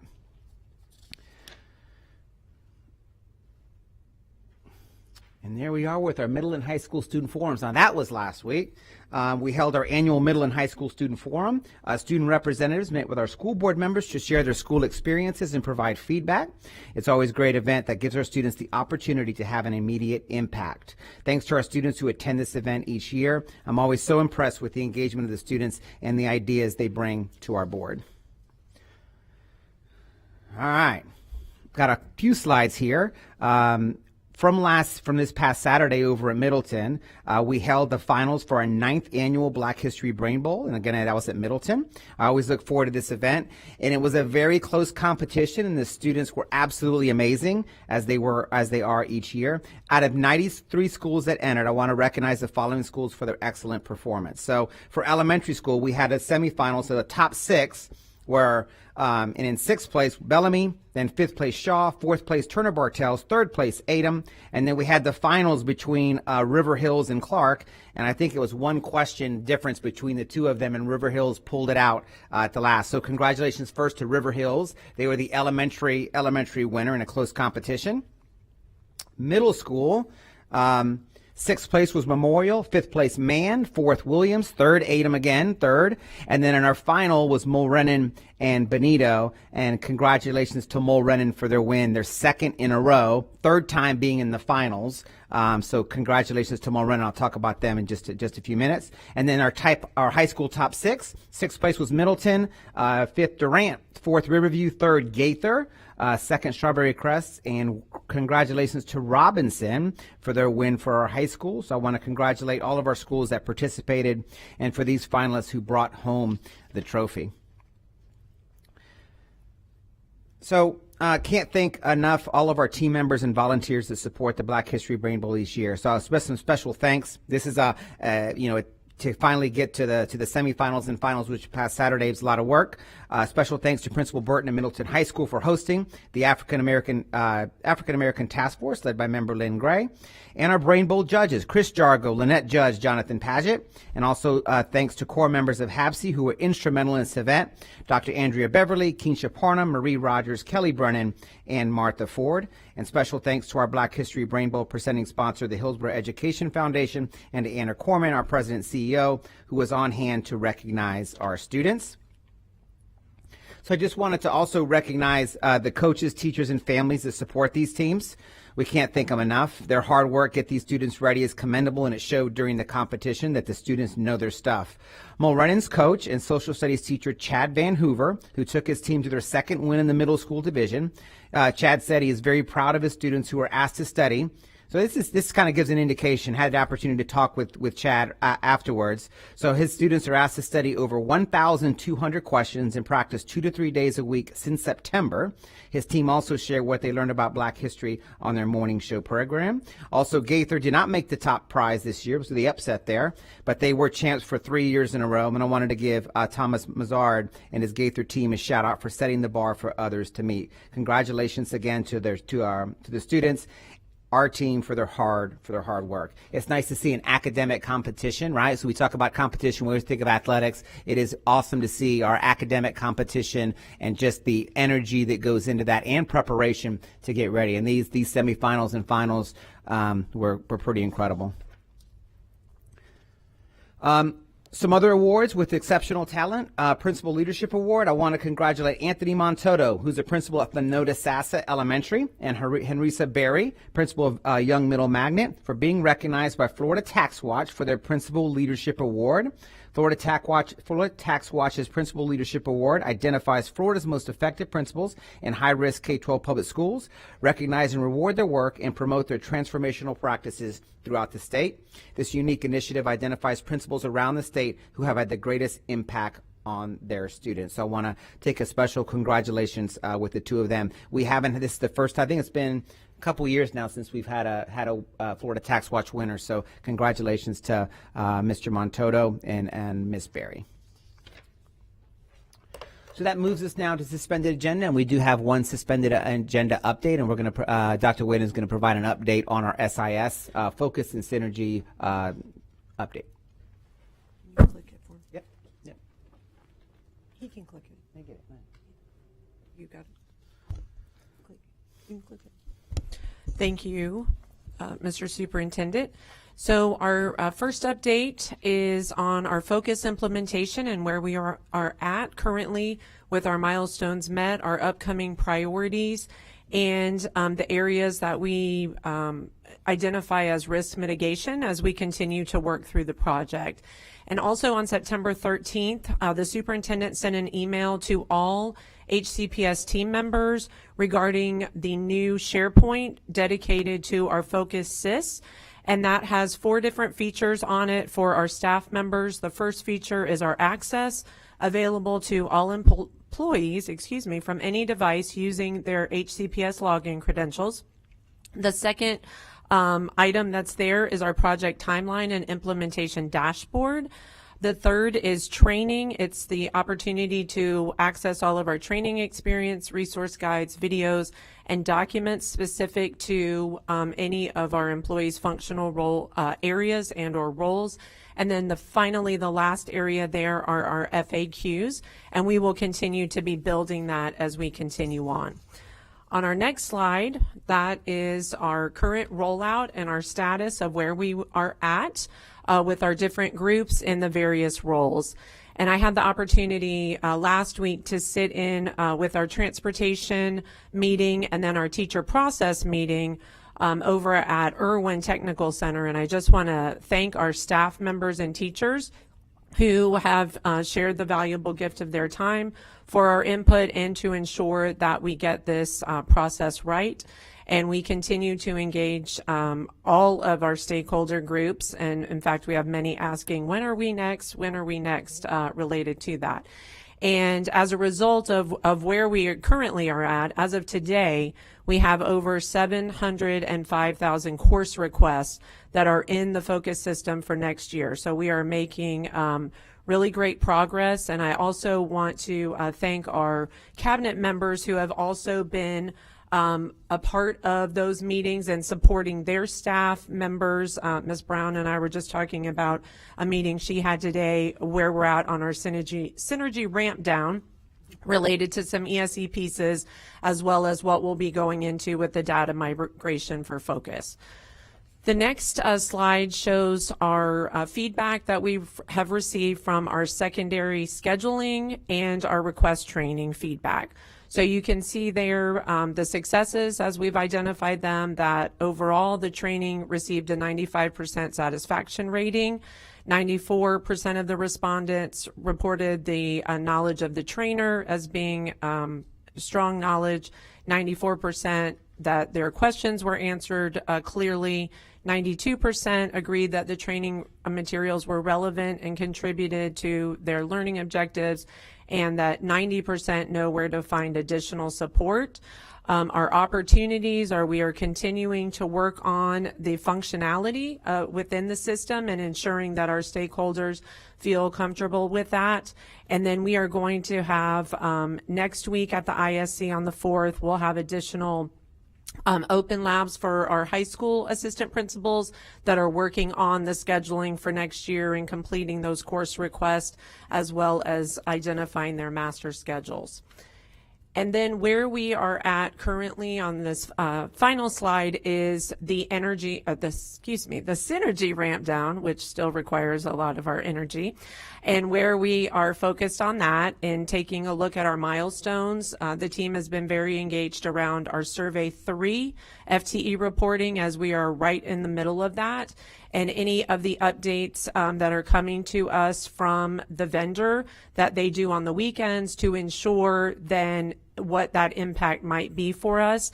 And so the team has been very engaged around that. We're continuing to maintain all of the functional area specific daily stand-ups to make sure that if there are additional issues that those are escalated and we can get timely resolution on that. So this is just an additional update for you board members related to the weekly updates that you are now getting as well, related to the new SIS with focus and the synergy ramp down. Thank you, Mr. Superintendent. Thank you, Dr. Whalen. And my last slide, Madam Chair, is just a reminder, remember this year with our hurricane schedule and makeup day, so March 3rd is no school for the East County only, but our other schools will have a full day of school on March 3rd. So March 3rd is Strawberry Festival Day only for our East County schools. Madam Chair, that's my updates. Thank you. Before we move on to board member comments, and if you do have any comments, please get in the queue. Member Gray had a very brief question about the synergy update. Very brief. No, this is about the suspended agenda on the absenteeism. What has been perhaps not as accurate, but we can fix it, is a lot of the teachers are not taking roll every period. Therefore, some of the students are not being counted or not counted. And my suggestion, because I'm coming from the old school where some of us took roll every period, we need to make sure that teachers are taking roll every period, because there's a lot of skipping. So this is just from what I'm hearing in the schools and the accuracy of an absentee report, perhaps we need to enforce taking roll every period. Absolutely. And thank you, Member. We'll follow up with that. But and Dr. Graves, if you could follow up with principals, that is something, daily attendance is what, is something that should happen every day in our schools. So I'll do some follow up there on that. But taking attendance every day is something that we must do. Thank you, Superintendent Ayers. And then back to the comments, and thank you, Madam Chair. I'm going to be very, very fast. And Shake Washington, get ready. Can I you're just going give an update real Oh, or not sorry. an update, but moving in. No worries. Thank you very much for that. We will now move into board member comments. Board members, just a reminder, you'll have 5 minutes each to speak with 30 seconds for final thoughts. All you, Member Gray.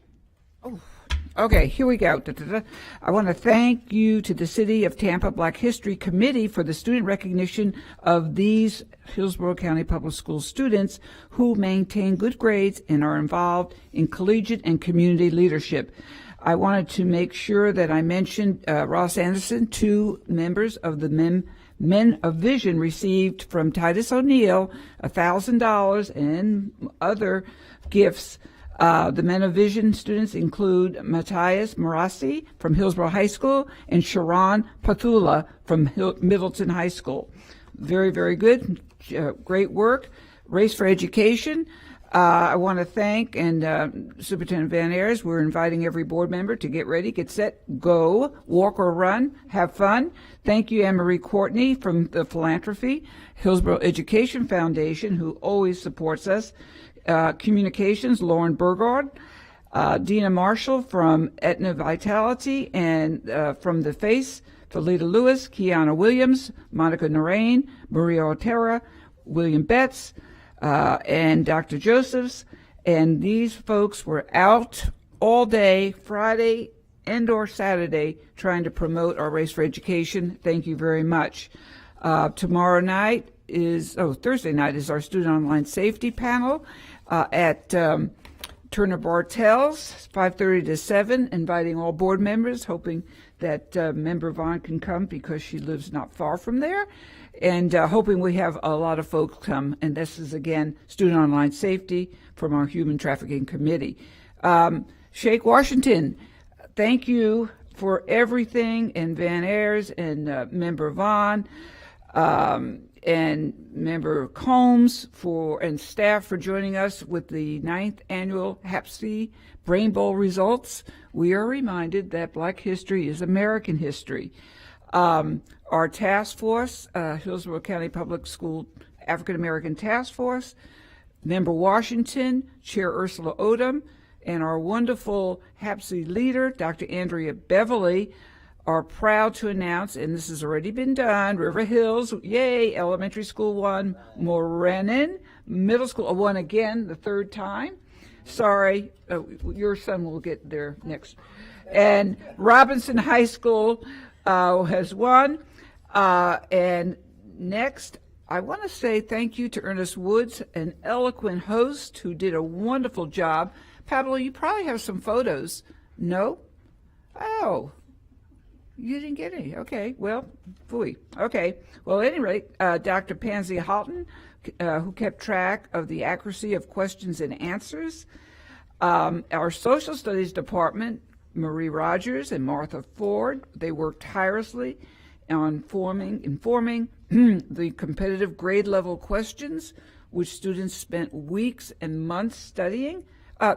Superintendent Van Ayers, how many questions did you say? So you had a fact. One of the coaches, the coach from Mulrennan, has them prepared by studying 1,200 questions since 1,200. September. And you could tell by the Mulrennan team they weren't jerking around, not messing around. So 1,200 questions. They knew them. Yep. Yeah, they were fast. They were sharp. I want to also thank our judging panel, the timekeepers and tech department, Chris Jargo, Lynette Judge, and Jonathan Pageant. And I want to thank also Allison Edgecombe, who has formed now 49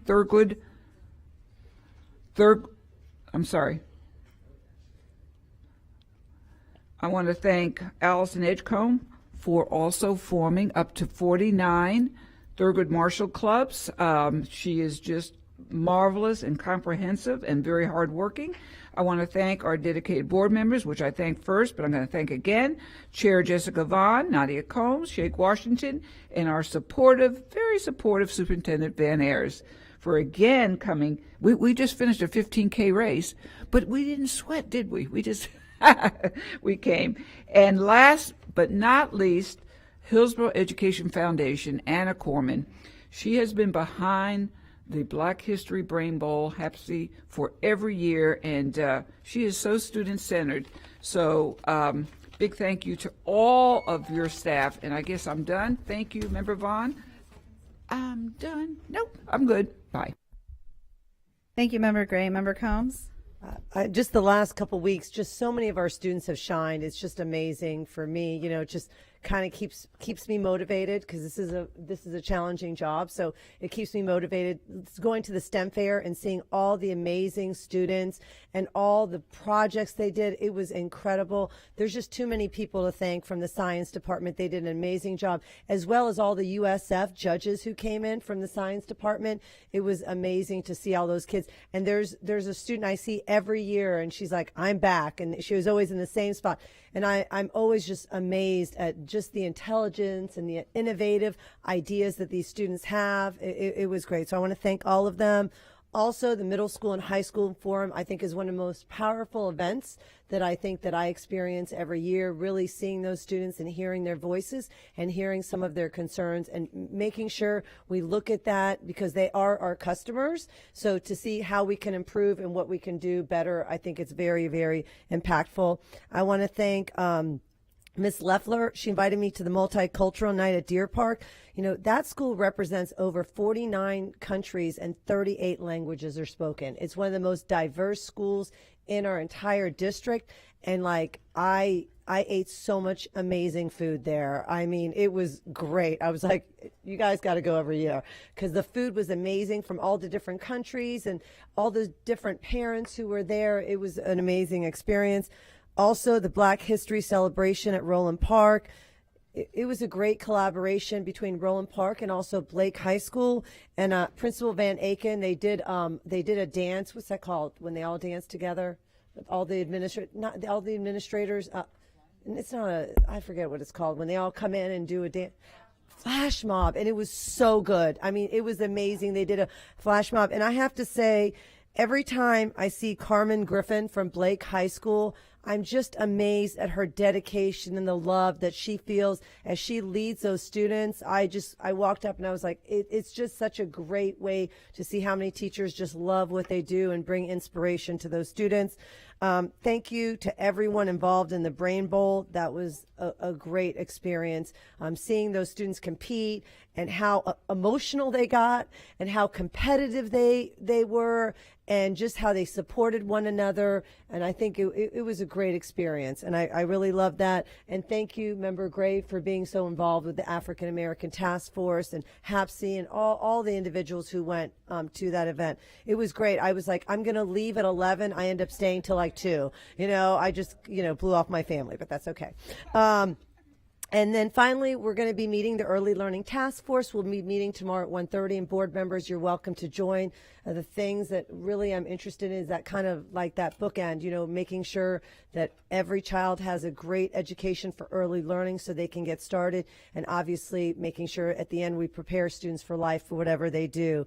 And one of the things I think is very important, and honestly what keeps me up most at night, is really the vacancies in our district and the vacancies in the schools. I mean, this week I went to, I think, 5 schools, and when you go in and I hear there's not a vacancy, I'm like, that's really amazing. And then there's schools with a lot of vacancies. So I think it's really important for our community to contact our state and local officials and say 1.07 is not right. We have to do better. We have to educate our students. That is the future. That is our biggest asset, is our students, and we have to pay teachers more. I can't tell you how often I speak to teachers, and they say that really one of the main reasons they leave is salaries, and then obviously the amount of things that we need from them. Like I see a new requirement maybe about attendance. We're requiring our teachers more and more to do more, and they expect more, but the salaries are not equivalent to that. So as a board member, I feel like that's one of my most important things, is to educate the public on the importance of paying people, our security officers, our lunchroom staff, our bus drivers. I mean, everybody involved, to make sure that we have, people like Elon Musk and all these entrepreneurs. They're not going to have them if we don't have the teachers in place and the bus drivers and our social workers. So I think it's very important to say we need to do better. Thank you. Thank you, Member Combs. Member Rendon? Thank you, Madam Chair. As a board, we've been extremely busy this last couple weeks. The Student Forum was amazing. So many great things going on with the STEM fair that we highlighted last board meeting and so forth. But one of the events I went to last week on Friday was sponsored by Horace Academy, in which they partnered with the Hillsborough Education Foundation, Career Source, Junior Achievement, 3DE, Avid, Chick-fil-A, so many other sponsors, Bar and Bar, and they highlighted so many various colleges and universities and gave out millions of dollars in scholarships to our students. We brought students in from all over the district through their AVID programs, through 3DE, and brought them in, met directly with colleges and universities, and gave them scholarships on site. They could apply for colleges on site. So it was a tremendous event. It was a tremendous event in the district, and it was definitely a highlight of my day on Friday. So I just want to make sure I took time to highlight that and say thank you for all of the sponsors of that event that really were giving our students and our seniors a deal, step up, an opportunity. These scholarships don't come around often, and so when they did, it was wonderful. I was there when at least 3 kids got full rides. So that's amazing that those universities were right there to do that. So super excited about that, and looking forward to all the upcoming new things going on. Thanks. Thank you, Member Rendon. Member Washington? Thank you, Madam Chair. This week was real busy. I mean, it was unbelievable. But Mr. Young, I got to tell you this. Do you know the superintendent came over in Tigerland with a Blake hat? With a Blake hat in Tigerland. But we love you, superintendent. You know that. But anyway, so we had a great time at the HAPSI Black History Bringing Board. Boy, those kids are smart. It's unbelievable, especially Marinum. I mean, golly, before you could say the word out, they were pressing that button. They did a great job. They dominate mainly in middle school all the time. And River Hills did a great job, as well as Robertson. But all of the kids there, all of the schools were winners. And I told them that when I spoke to them. They were winners, no losers, all winners. Had a great time at the Sly Miller Magnet School White Coat ceremony. It was really nice. It was really nice. We had Dr. Frederick came down from New York, because he's not here anymore, but he came down from New York. And I must get cool. I don't even know what to say. Dr. Angela Brown is doing a great job over there at Sly, because she has a lot of kids in that program, in that white coat program. They had about 30-some kids, if not more.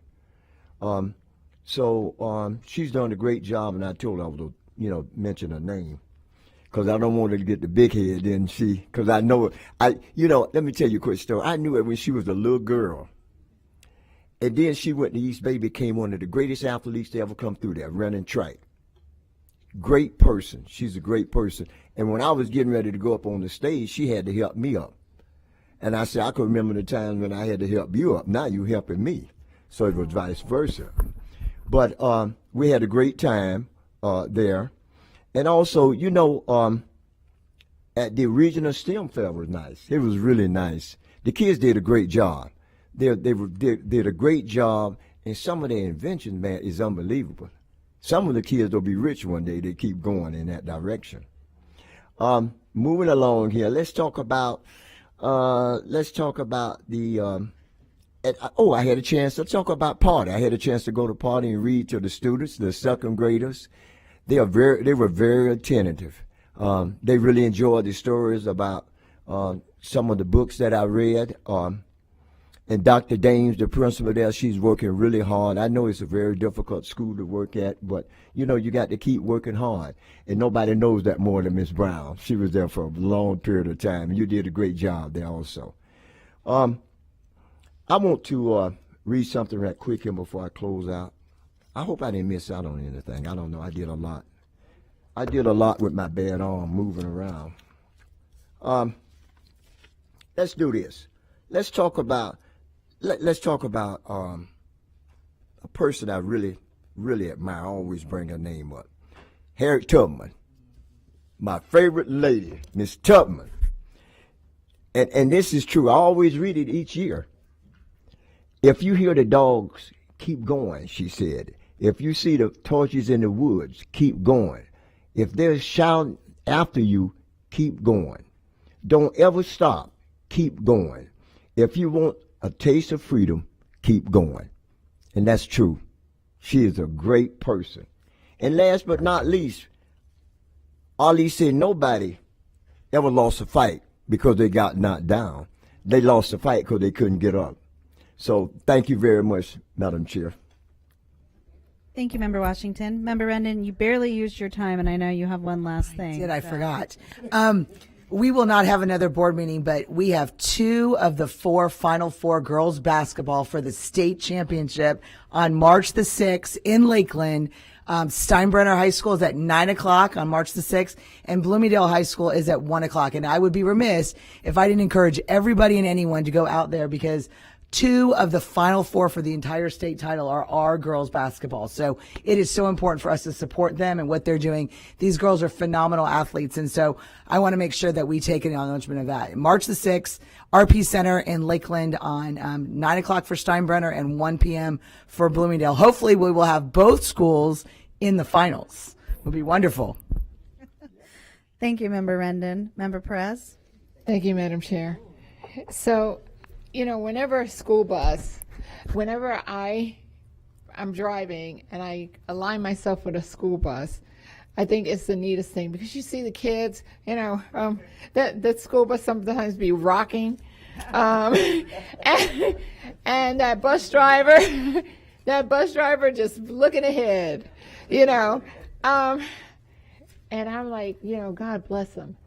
You know, our bus drivers, they have to look out for, you know, our fellow riders, our kids in the back, you know, and drive safely.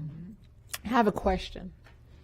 Bus patrol funds, how much have we received so far to date?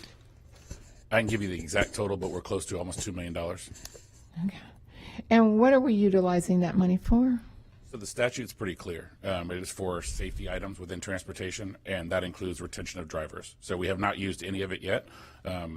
Laura Hill has a proposal about doing mentor drivers that we're going to start with. That's the first proposal we have there. I have not given that to Superintendent Ayers. Sorry about that for putting you on blast. But we'll have a proposal. So no, we haven't spent $1 of it yet. So I will put it on blast. So mentors, you know, to be able to, the driver has to focus on the road and what they're doing, you know. But when some of our kids, you know, today in the climate that we're living in today, you know, a lot of our kids, and I'm going to talk in a mental health point, you know, a lot of our kids have become a little bit more aggressive.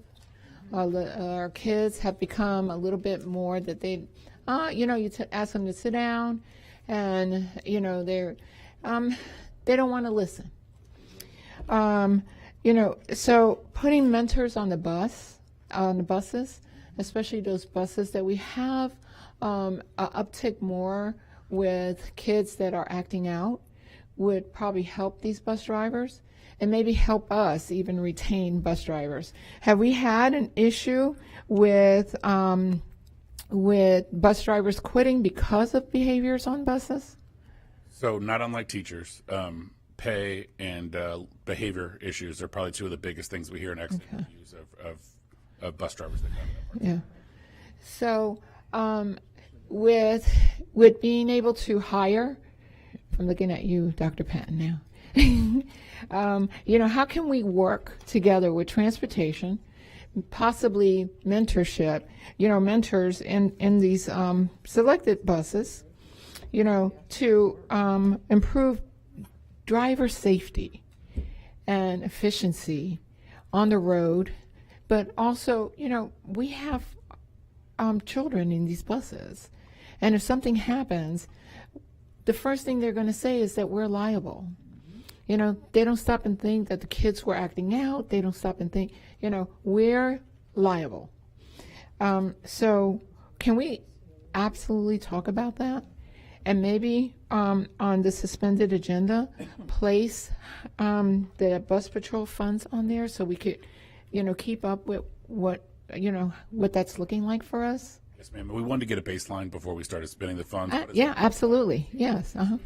Sustain it, because obviously we don't want to impact, general fund on that part too. Yeah. Exactly what it's intended for.